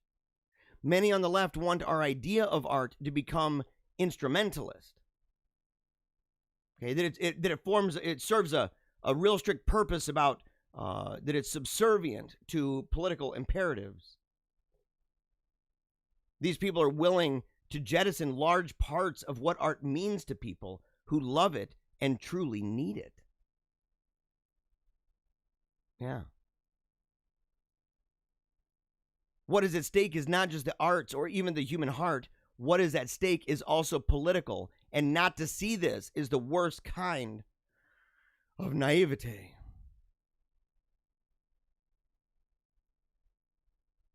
I guess Dreher ends by saying, this is what the left is turning our universities and leading cultural institutions into. Do you agree with that? Do you see that? The idea that you go somewhere and you say, well, what is this about? Oh, it's a political thing. I got you. That's what it's about. It's kind of like Rolling Stones, the top 500 list. And this is upsetting to say, oh, well, that's kind of weird. How did Marvin Gaye get to be number one of all time? Are you serious? Who in the group is smoking crack? Look, and that's no, I'm not meaning to dog Marvin Gaye. But saying some stuff is just ridiculous. And then you find out, oh, and what does it have to do with that album? Oh, man, yeah, that's right. Thematically and kind of like, dedicated to the idea of, opposing police abuse, excessive force. And I'm like, oh, no, are you serious? Why?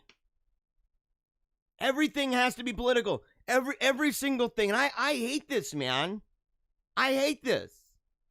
That's why, I got a person who messaged me. I mentioned a couple days ago, messaged me talking about, if you focused more on God and the gospel, you wouldn't be so afraid. And you wouldn't be so obsessed. You wouldn't care so much about politics. Number one, that person's a raging hypocrite, by the way. A raging hypocrite. I know. I got your number. I know. And, sorry for being a little bit off the wall. I apologize. Heartfelt. But the thing is, I actually care about normal life. It's why I decided to do what I do during the day instead of at night, so that I can enjoy I can enjoy my modern, normal life with my children. That's why I do it. Because I want to enjoy, I want to be able to do those things in life that are common. And even extraordinary. To say, I want to be able to walk around with my wife. I want to be able to take walks with my dog. I want to be able to go on trips. I want to go to an art museum. I want to go to a park. I want to go to a game. I want to play games at home. Because that's normal life. I want to be more involved with the church. Normal life. And I don't like going every single place and just being bombarded with Orange Man bad. And that's what this is, by the way. And Orange Man bad, you know, you could almost say that that's like if there was a brand and that was the name of the brand of all the wickedness that's coming, right, from the postmodern left. Super tragic, by the way.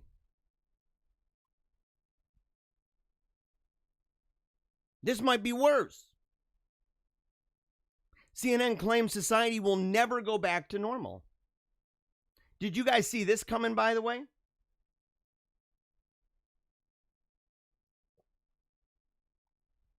And yes, in the comment section, I've been asked, do you still want to come dress up with me at the Ren Fair? Yes.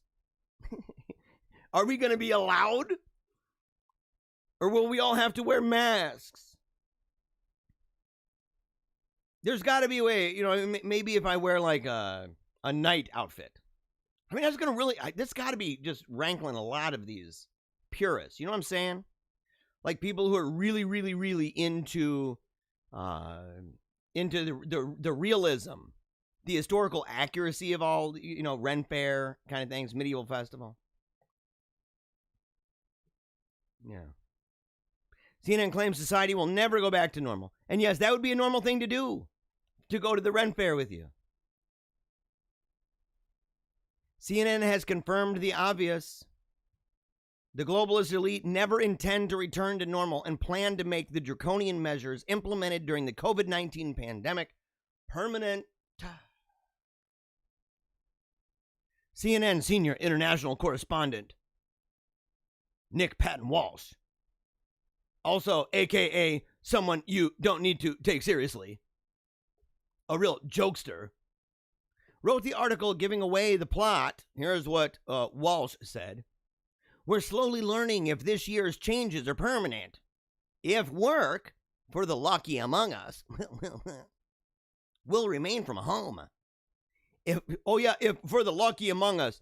Oh, dude, this guy really just loves staying home.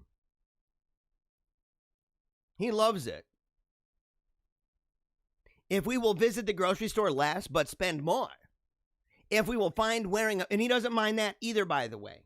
He doesn't mind that either. He's a privileged piece of garbage. That's why he's a garbage person. If someone says, you can't really say that, you don't know this guy, I'd say, he works at CNN. I'm so sorry to say that. It's kind of like saying that somebody who's working at a porn shop is probably a sick pervert. Probably a little bit on the perverted side of things. If we'll visit the grocery store less, but spend more, because they have the money, they'll probably pay Rosa, the non-credentialed worker they've got, the one without the papers. No human's illegal. If we'll find wearing a mask on the metro to be part of life, on the metro, yeah, this person. If shaking hands and embracing will become less common, they would love it. He wrote that anyone who doesn't accept that these changes must be permanent and for the greater good is, dun-dun-dun-dun, mentally ill. So you might be somebody who plays the video game in the brain, believing you're a furry, or believing that you are trapped in the wrong body. You might be down with Desmond is Amazing and his ketamine friends, his date rape drug buddies, murder pals, right? Murderers. You're down with that. You're down with the story hour, having little kids on the laps of pervs. You're down with that. But if you question whether or not these orders should be permanent, you got a problem. You're a real issue. Yet permanently severing ties with January is not necessarily a bad thing. The danger comes from hankering for normalcy again. Oh, really? That's a danger? So the danger is that we aren't compliant. That's what it is. He's saying the danger is that people are independent and that they're talking about freedom still. And they're talking about normal life. Why don't you just all wear a freaking spacesuit? What's the problem? Why don't you just wear, something over your mouth? Not a snake. Don't wear those.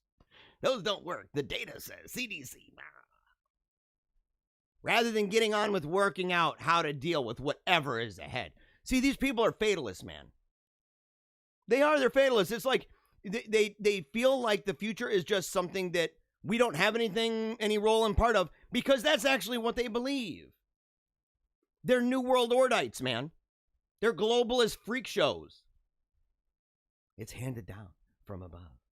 The future, whatever it brings, man. Why do you have to suppose that in fact is the future? You have to embrace that idea and go, yes, that is what I think the future looks like. I think maybe you've watched a little bit too much of Star Trek Next Generation. You should have cut it off with the first one. I'm sorry to say that, and I know that there's probably people that are going to be like, oh my gosh, did he just come against that? Yeah, dude, I did. I'm not a fan of Next Gen. I am sorry to inform you of that. Convince me otherwise. Convince me. I've been convinced before. I was convinced on Buffy. It's totally true. Oh, look at this. People who don't adapt to change believe what they remember as normal will return and delay modifying their daily routines or outlook. Again, man, this guy is a fatalist. You know what? People in his profession, if they're actually out there writing things that are opinionated, they should be required to read philosophical literature that is older than them. They should. They should. This guy's a fatalist. He's like, yeah, these people believe you can turn back clocks. Yeah, it's a weird thing that people say you can't. There are many things you could. There is no reason. It's not, I wouldn't say that this is like technology.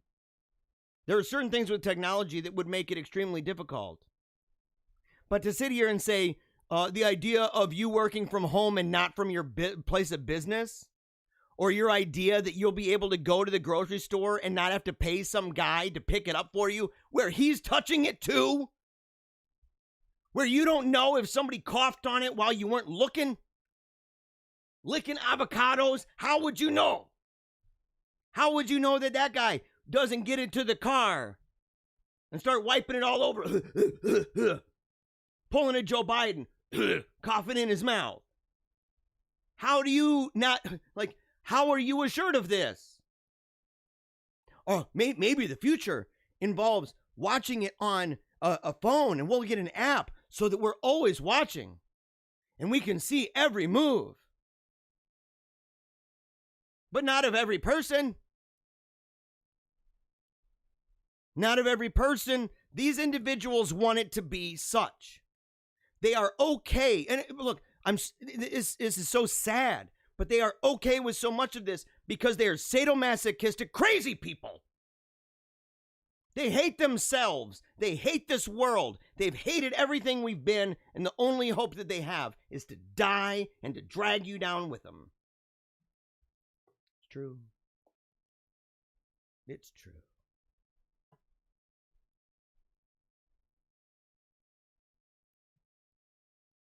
In the comments, yes, I saw the overreach staying. My hope and prayer is that God shows us mercy, even though this country hates God. He has his people here. And the sun shines on the just and the unjust. And the rain pours down on the just and the unjust. Yeah. Unbelievable, man. But normalcy bias. Those who refuse to wear masks may be guilty of normalcy bias. Yes, man, being a little bit normal. Yeah, okay. And normal as in not a freak show? Or, I don't know, how about this one? Normal as in following the freaking science? Because look, and we're just going to jump right ahead. I got to say this right here. We're going to skip right over Mayor Lightfoot. Look at this. This lady is what is wrong with her, man? That's just so sad. We're going right here, and I wish that this thing would come off of here. Maybe it won't. Okay. Whistleblower. World Health Organization repeatedly ignored its own protocol through COVID-19 pandemic.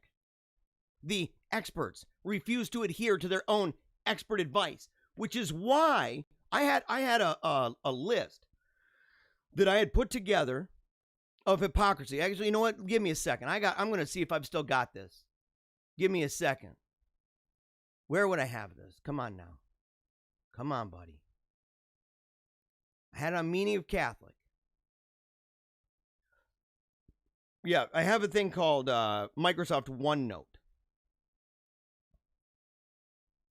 I may have actually gotten rid of that. That would be so sad. I have a feeling that I did. I had a huge list, massive list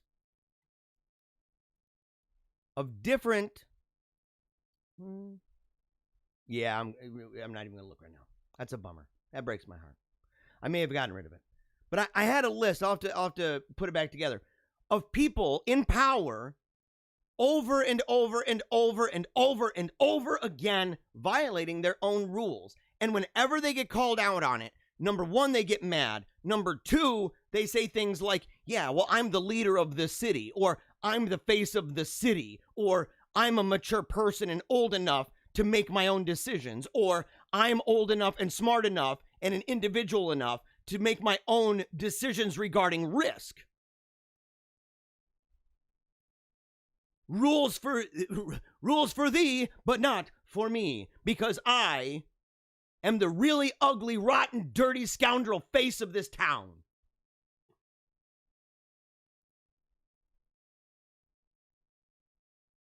It's all over the place. Time after time after time, you get busted. Oh, Mr. Guy who talks about millions of people dying with the imperial model. Oh, what were you doing? Well, you were condemning everybody and saying you're going to make everybody freaking die. What is it that you were doing? Oh, that's weird. You were having an affair with somebody who was driving, and that person, by the way, was married and had kids. Oh, but it doesn't matter. It doesn't matter because you are a special case.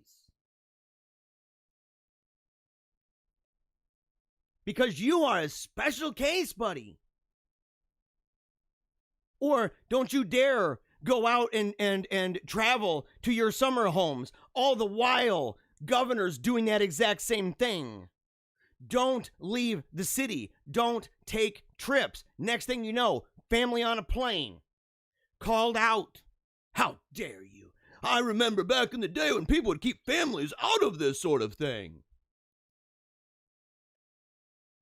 You were talking to families, you dumb idiot. You are requiring that these families do not do any of these things, and yet you do them, and you make exceptions. Look at de Blasio. Look at New York. Look at what they've done. Hypocrisy is ruining it. Look at Pelosi.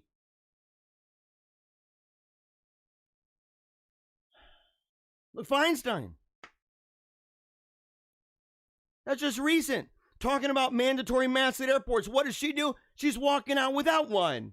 The press and the media constantly barking about masks And then what do? All of a sudden it turns off and they think that the camera's off and they take the masks off and begin laughing and having fun. All these little droplets flying all over the place. We all see it, man.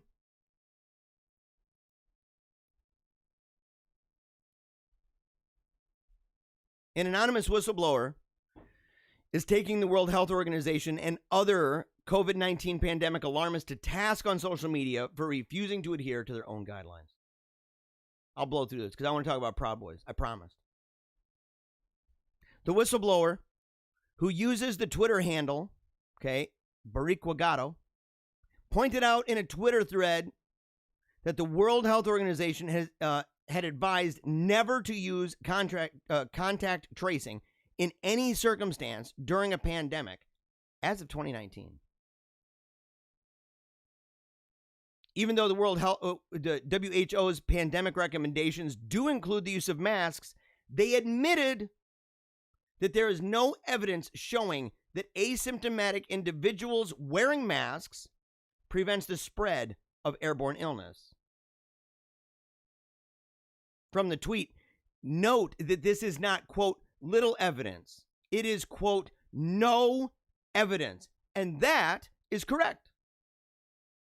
Real clinical outcomes studies showing that masks stop spread of respiratory viruses in the general public are conspicuously absent.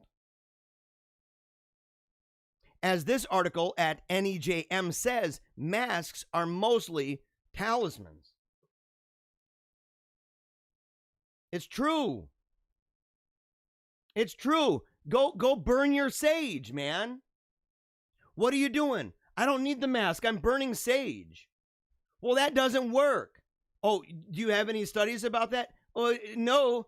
Well, okay. Well, I say the same thing about you and your masks.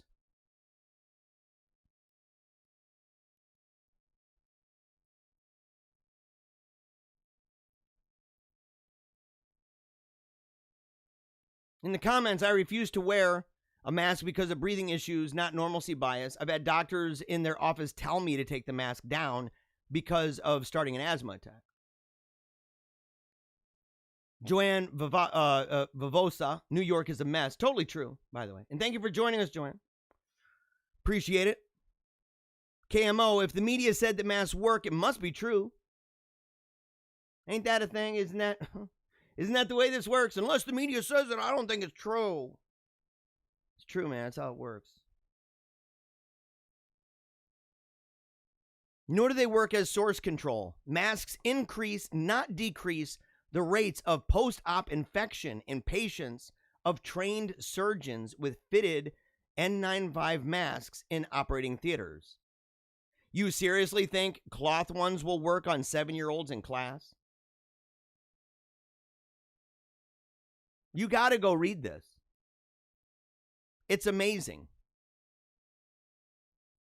Stop letting people lie to you and tell you this was doing it right or following the science. I've been saying that. When people say that to you, you can own them. I have friends. Look, I love my friends. And there's a lot of my friends who are scientific. Okay, I used to be an atheist. The atheistic community, especially the movement activist style thing, they are scientific to the core. Not scientific, scientistic.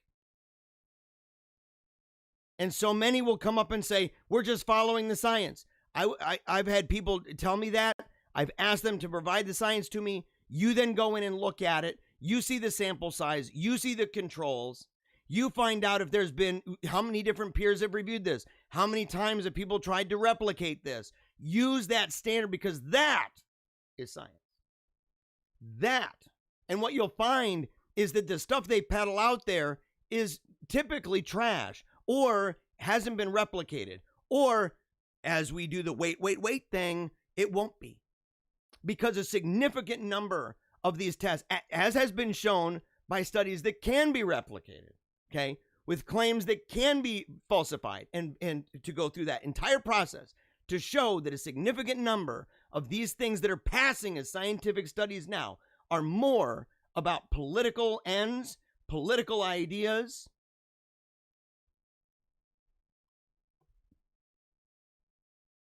Deja says, to be honest, I wear a mask just to make other people feel better.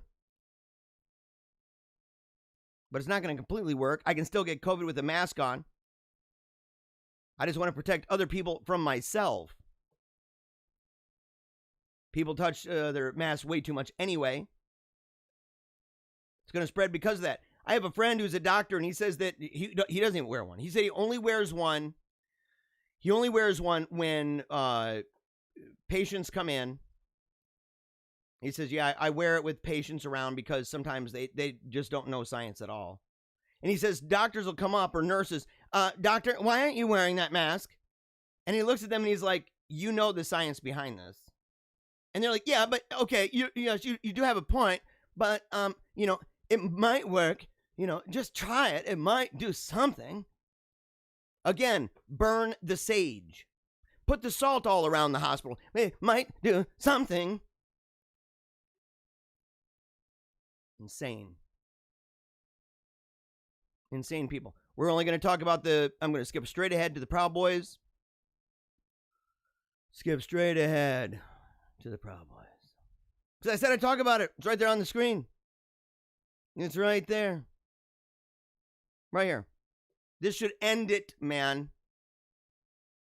Black chairman of Proud Boys speaks out after liars Joe Biden and Chris Wallace call them white supremacists. On Wednesday, Proud Boy International Chairman Enrique Tarrio, an African Hispanic American, spoke out. Yeah, I showed this one right here. This was actually, I think, the same article as last time. But right here. I apologize for that. Proud Boy founder announces he's suing Biden, CNN, and reporters who call multiracial patriotic group white supremacists and Nazis. Yes, that is what I'm talking about. I've been saying this since the show started. When this happens, that right there, when Biden gets up and says that about your organization, you can push for slander. If he writes about it, you can push for libel. You can say, especially if it has ramifications on membership, dues, money earned, especially if it does that and they are not able to actually demonstrate why you are a Nazi. And it should be obvious. It should be absolutely obvious. There was a picture. Not a picture. There was man, I thought I had this up. There was a news conference yesterday. Okay? News conference yesterday. We're going to get off this for that. And what it was this. You have two dudes from the Proud Boys, and you have a woman from Black Lives Matter, and the three of them get together, and what do? They condemn what they've always condemned. White supremacy. White supremacy. Nazism. Any of that stuff. And he went through and said that when talking about the vetting process. And in fact, there's been a lot of people who've recently been speaking out. I'm glad for that. Right? Thank you, by the way, guys. Thank you for speaking out. Whether that be Crowder. What's his name, man? It's going to drive me bonkers. Anyway, there's a number of people, and I thought I had them lined up, and I apologize for that. But these individuals who are going out now, even Tim Pool, going out on a limb now, Rush Limbaugh, sir, big time buddy, pal, to sit there and say, look, these people are coming out and going, how dare you call somebody? How dare you call them a Nazi? How dare you? We need to get to the point where you do that kind of thing. Look, people may not want to do the fisticuff thing. They may not want to do that. Number one, they got to realize some of that's fighting words, man. Some of that is fighting words. You want to say that to my face? You better be ready to throw down like Donkey Kong, brother. You want to come up to me? You want to try to hit me? Saying that I'm some kind of white supremacist or Nazi? Man, you better be bringing it hard, dude. Straight up. Because I'm done with this. I talked about this years ago, saying that when we get to the point where you start calling people Nazi, how do you roll that back? How do you roll that back? The only way for these people to roll it back is to repent. It's to take a knee for Jesus. Take a knee for Jesus. Repent of your sins. I'm sorry to put it that way, man. And yes, they are Western chauvinists. Look, I gotta say, and okay, Deja talking about burning sage, bird sages too. I like the smell of sage as well. I'm saying as a medical scientific practice. So, but in the comments here, they are just a Western chauvinist, right? I wrongly thought they were all white supremacists. Though I do believe they have white supremacist members or Nazi members, you could be wrong. I will tell you, there's a vetting process. Yeah, it's a vetting process where they go, because they have to be strict about this. I mean, think, why would an organization with a leader that is an Afro-Cuban, why would they want a Nazi? What's the point? There's other groups out there. They boot people who, if they find out that you're part of, 1488? Is that what it is? I don't know. It's a number. I thought it was a year at first, but I guess it's like a number of words or letters or something like that. Something about Hitler. I don't know. If you know, put it in the comments. Here's the thing, though, is that, they drop them like it's hot. If they find out you're in the KKK, you are out. Who wants that, by the way? Who in the world would want that? There are pictures. Did I show was it yesterday? Showing the black guy and the Asian guy together. I showed a bunch of pictures of black people who are involved, Afro-Cubans who are involved, Hispanics who are involved. There are videos of black women who are married, by the way, to these men. I'm married. I'm in an interracial marriage. Why would I want to be part of anything like that? Why would I support anything remotely close to that? It makes no sense. It makes no sense. Now, people might say, well, don't the Proud Boys, they're against Black Lives Matter. They would say Black Lives MAGA, by the way. Because you can disagree with an organization. If this debate is not able to stomach individuals like Camacho from Idiocracy, Camacho, Terry Crews, is it Crews? To sit there and to say, I support, and he's a black guy, popular, lovable, most people care about him deeply. He's not a fanatic, but he sits there and he says, yes, obviously, Black Lives Matter. If you say capital B, or if you want to capitalize, who cares? Capital or lowercase doesn't matter, and L and M lowercase. As long as we can say that, of course, and that does not take away one iota from the question regarding justice in this world.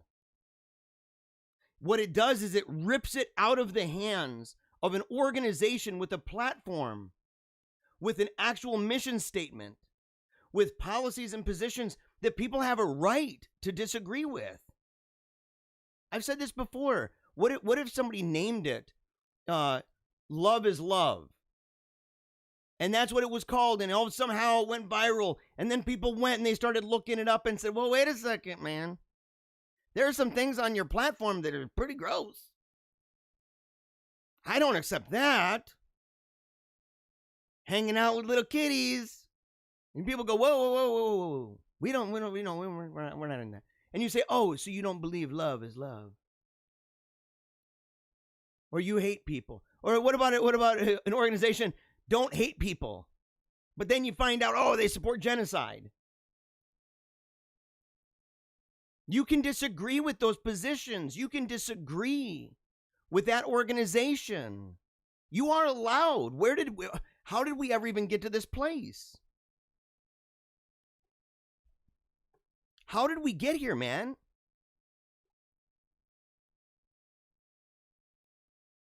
But for the Proud Boys to stand there on camera, to break it down, and to say, look, we oppose this. We condemn it outright.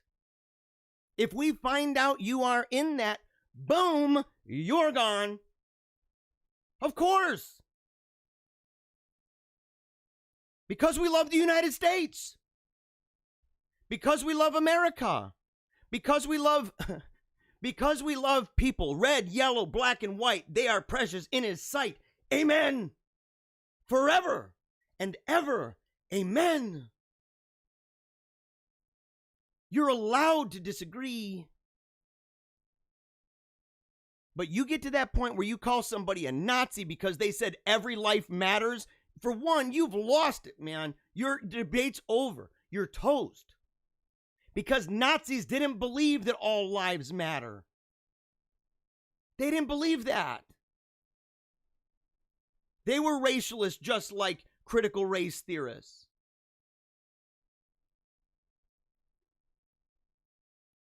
It's a radical thing, by the way. It is radical what Jesus did and what Christianity has done in this world. It is radical to say, you know what? I support you because of the quality of your person, because of your integrity and your honesty, your hard work and discipline, for your love of your family. I honor you. And to see things that say, oh, does this seem to have an issue that is disproportionate toward that a certain group may experience something like that at a higher rate? And to say, I'm willing to look into that and see what could cause that. But the moment somebody says, you need to accept my explanation, I say, you don't understand what debate means. You may find that I have a good point, just like I might find that you do.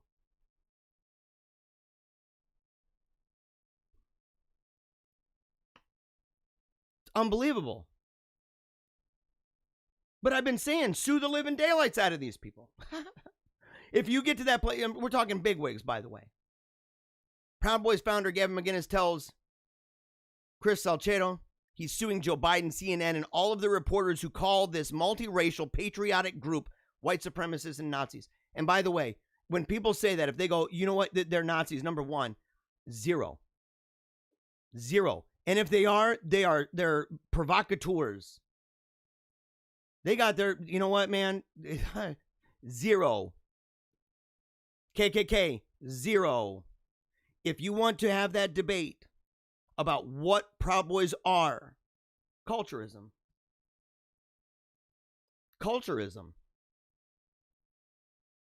Debates about civilizational models. That's why they say West is best. That's why we say it.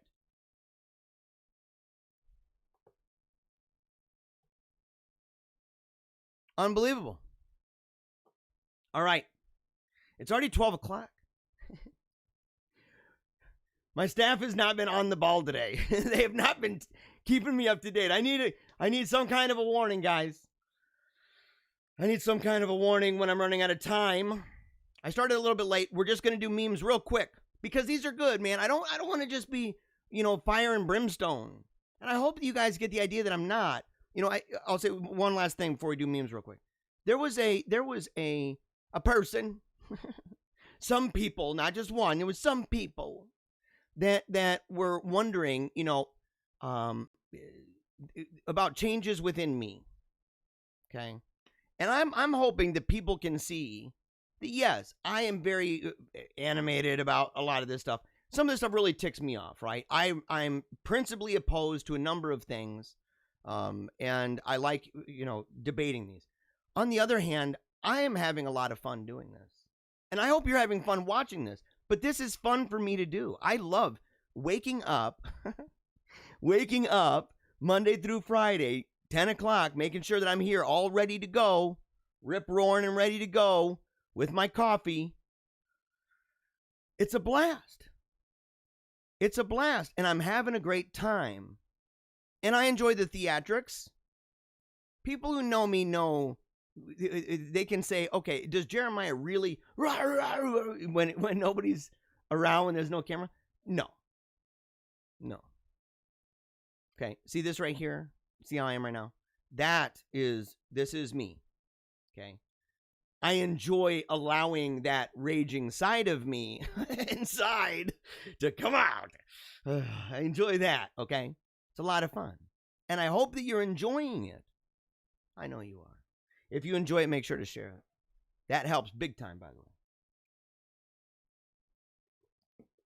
All right, down to the memes. We got to do it. We got to make haste right now. Where's the memes? Here we go. Memes. Transition. All right. Okay, where's the memes here? Hold on. Well, first of all, I got to say this. This person wrote yesterday about my, on YouTube, wrote, "This is so fake. Biden is definitely winning. Get your information from CNN. Trump is a white supremacist. Don't let him fool you. Watch CNN. Biden won the debate and is winning the election. Watch CNN, please." I don't know if that person's real. I'm not. But I honestly, it is the absolute worst journalistic recommendation I have ever received in my entire life. You do not have to go to college to make a good living. And these are themed about family, by the way, for the most part. Themed around family. You don't have to go to college to make a good living. There's a whole bunch of these things about plumbers, crane operators, wind turbine, commercial driver, auto body repair, welder, carpenter. And a lot of those are, yeah, you can enroll in a trade school. Okay, I have to show this. Oh, I bet you he is one of the boys. I bet you he's a brother, right? It's Southern style. Yeah, right here. Standing by, sir. Standing by, sir.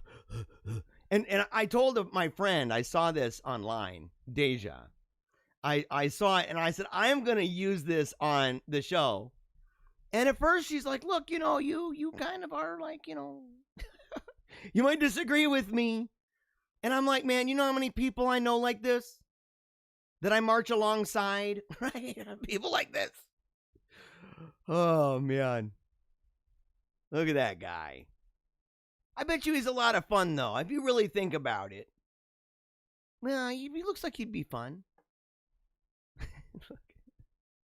Standing by, sir. Oh, this one's kind of a little bit meme, I think, what toward moms maybe. But this would be dope. Look at this. More. And it's got that more.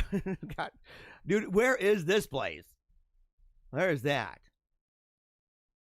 All right, ladies. A lot of these are for you. And I'll make a video specifically just out of this, okay? But why do you want takeout if you just pinned 543 recipes to your Pinterest this morning? Do you girls do that? When you're a mom, you have a secret chocolate stash because, frankly, you're sick of sharing. I know this is true, man. This is like a dream right here. Look at that. Sorry, kids. No more snow days. I bet moms would put money down on something like that to ensure that kids get the bus. Please hold my hand and walk next to me, kid. Yeah. I was worse. Someday I'll tell you guys, man. My mom has horror stories of me as a kid. Can you imagine? I mean, I feel badly for her. Oh, she should have spanked that guy. Oh, believe me, she did. When my kids trip over the toy, I asked him to pick up 100 times. Yeah, a little bit. I mean, yeah, as long as they're not like really hurt. I mean, I'm not going to be like, if it's like really hurt. My son actually just yesterday got whacked right in the face with a soccer ball. I felt badly for him. They had to take him out of the game. He's bleeding and stuff. No broken bone. Although if he comes back looking like Ricky Raccoon today from school, I know we're in trouble. But yeah, he's a tough little guy. The moment he realized he was now the middle child. Oh yeah, look at that little guy's face. Look at this.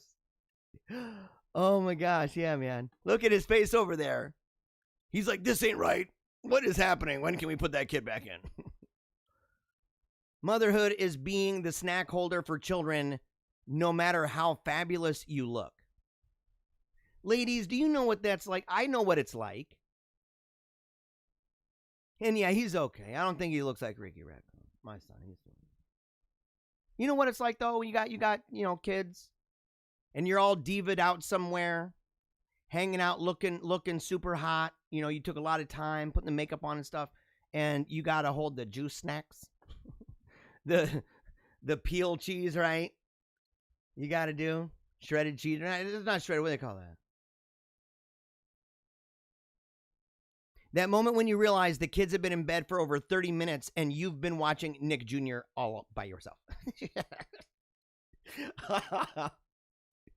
Yeah, and look at the despair like, oh no. Never make eye contact with your child on the verge of falling asleep. That's so true.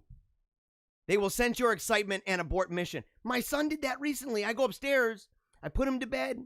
I laid him down, and instead of just getting up and walking out, I just sat there and I looked at him, eye contact, because he was falling asleep already. And he laid down and he opened his eyes and saw me.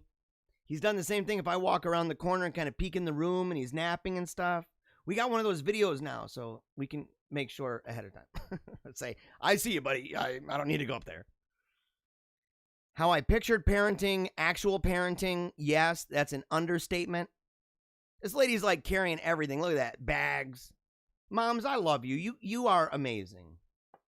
You make the world go round. I'm serious about this. You are the heroes. And that's why our first Family First Friday, I said, we need to focus on the moms, man.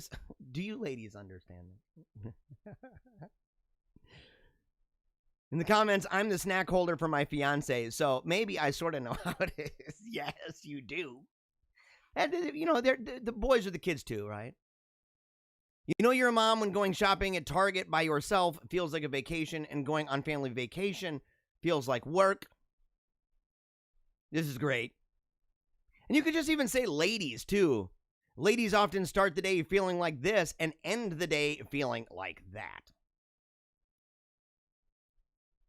Oh, man. By the way, I love Wonder Woman. I'm a big fan. I don't know about I'm talking old school.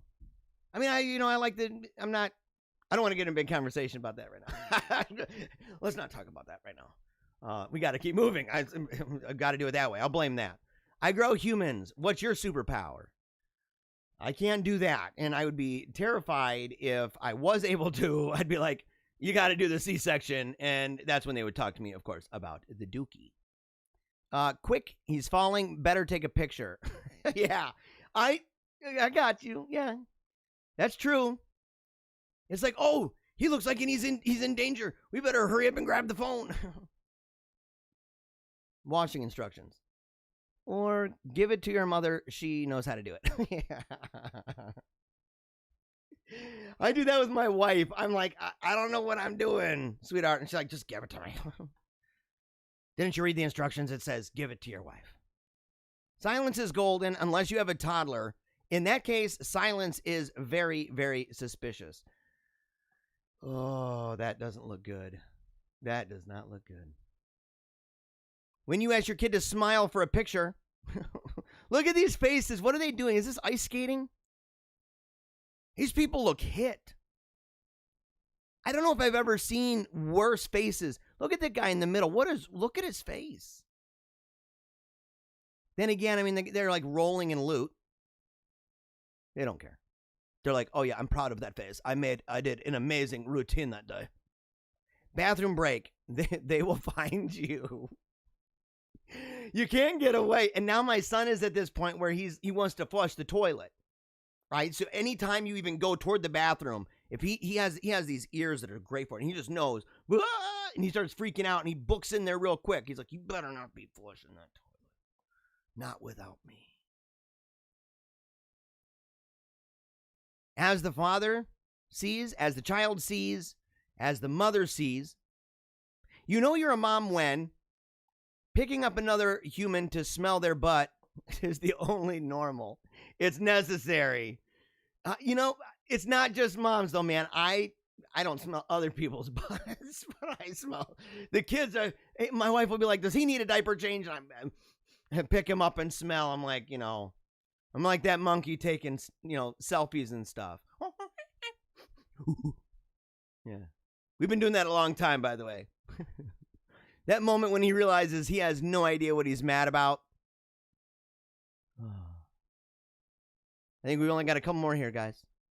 Me at 25 after a quick 5-mile run. Me at 35 after buckling my kid into the car seat. Yeah.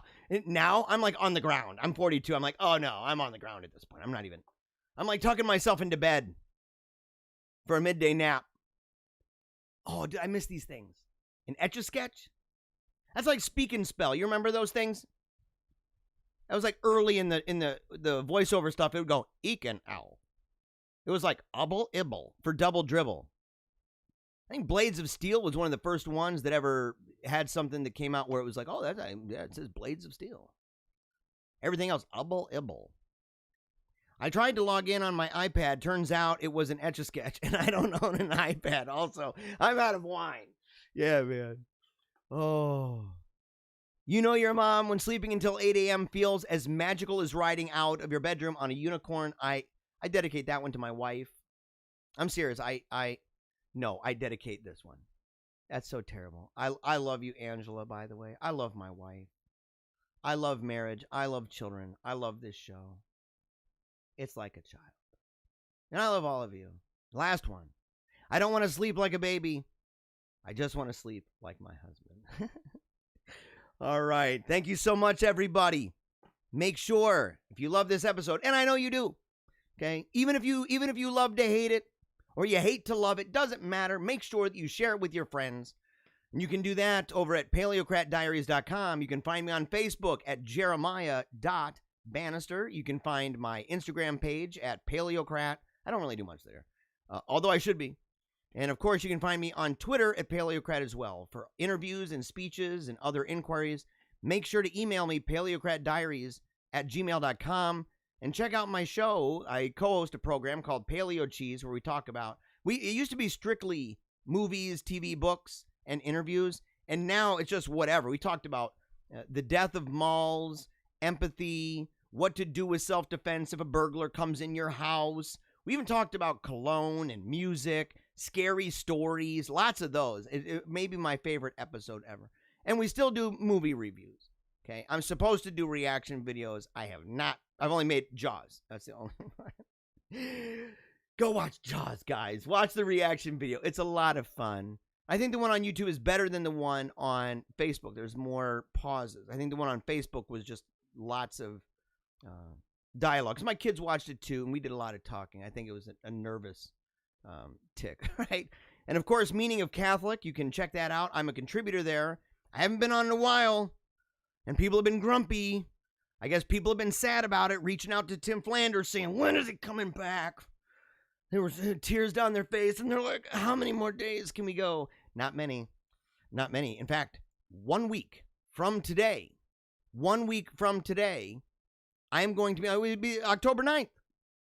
October 9th, I'm doing a debate with Timothy Flanders over whether or not people should vote for Donald J. Trump. I believe that we should.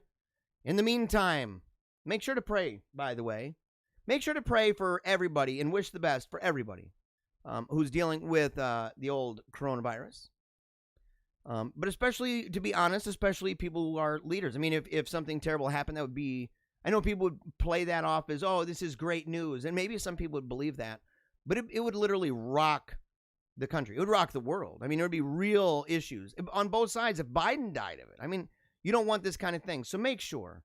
All right, stay safe, everybody. Okay? Stay safe. Until next time, next Monday, same bat time. Okay, 10 a.m. Eastern Time. Make sure to check it out. It's going to be a whole bunch of fun every single Monday through Friday. Super great. Oh, no. I'm so sorry. My wife will get furious.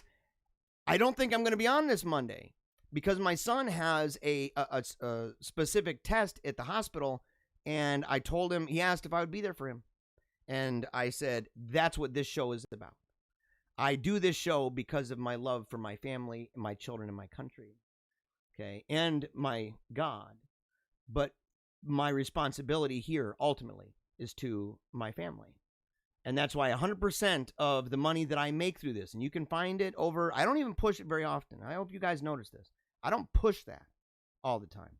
But 100% of what I make through this, which can be done either through, there's different apps that we've got. Okay, I had it at the bottom of the screen. Cash App, for example, is good. I have a, if you go to paleocratdiaries.com, there's a membership page. Speaking engagements, things like that, donations of different kinds, things like that, 100% goes toward my children's schooling at Sacred Heart Academy.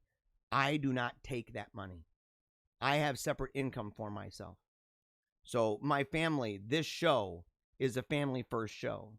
It always will be, no matter what else we talk about. So Monday, you should still tune in. I may do either a rerun you haven't seen, or I'll do a best of the, you know, greatest jokes or funny times, and also where I'm flipping a lid, hair on fire, and you'll be able to see all that. We'll make sure that you've got something. But I've gone way over my time. Thank you so much for joining us. I'll see you over the weekend. Hit me up. Until next time, never give up. Keep on smiling. And memento mori.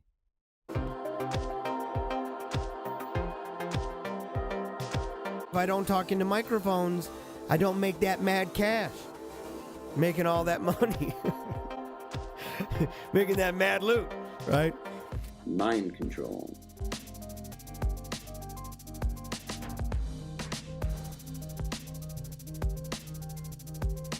So we see the minority elite imposing their ideology on an unwilling and resentful populace. This causes a backlash. People get ticked off. The left is working long and hard to make us feel as if we've done something wrong. Worse yet, that we are the problem. Don't let people just rip on your heritage. Don't let people just rip on your traditions. Don't let people rip on your heroes. Stand up for what you believe, what made you who you are.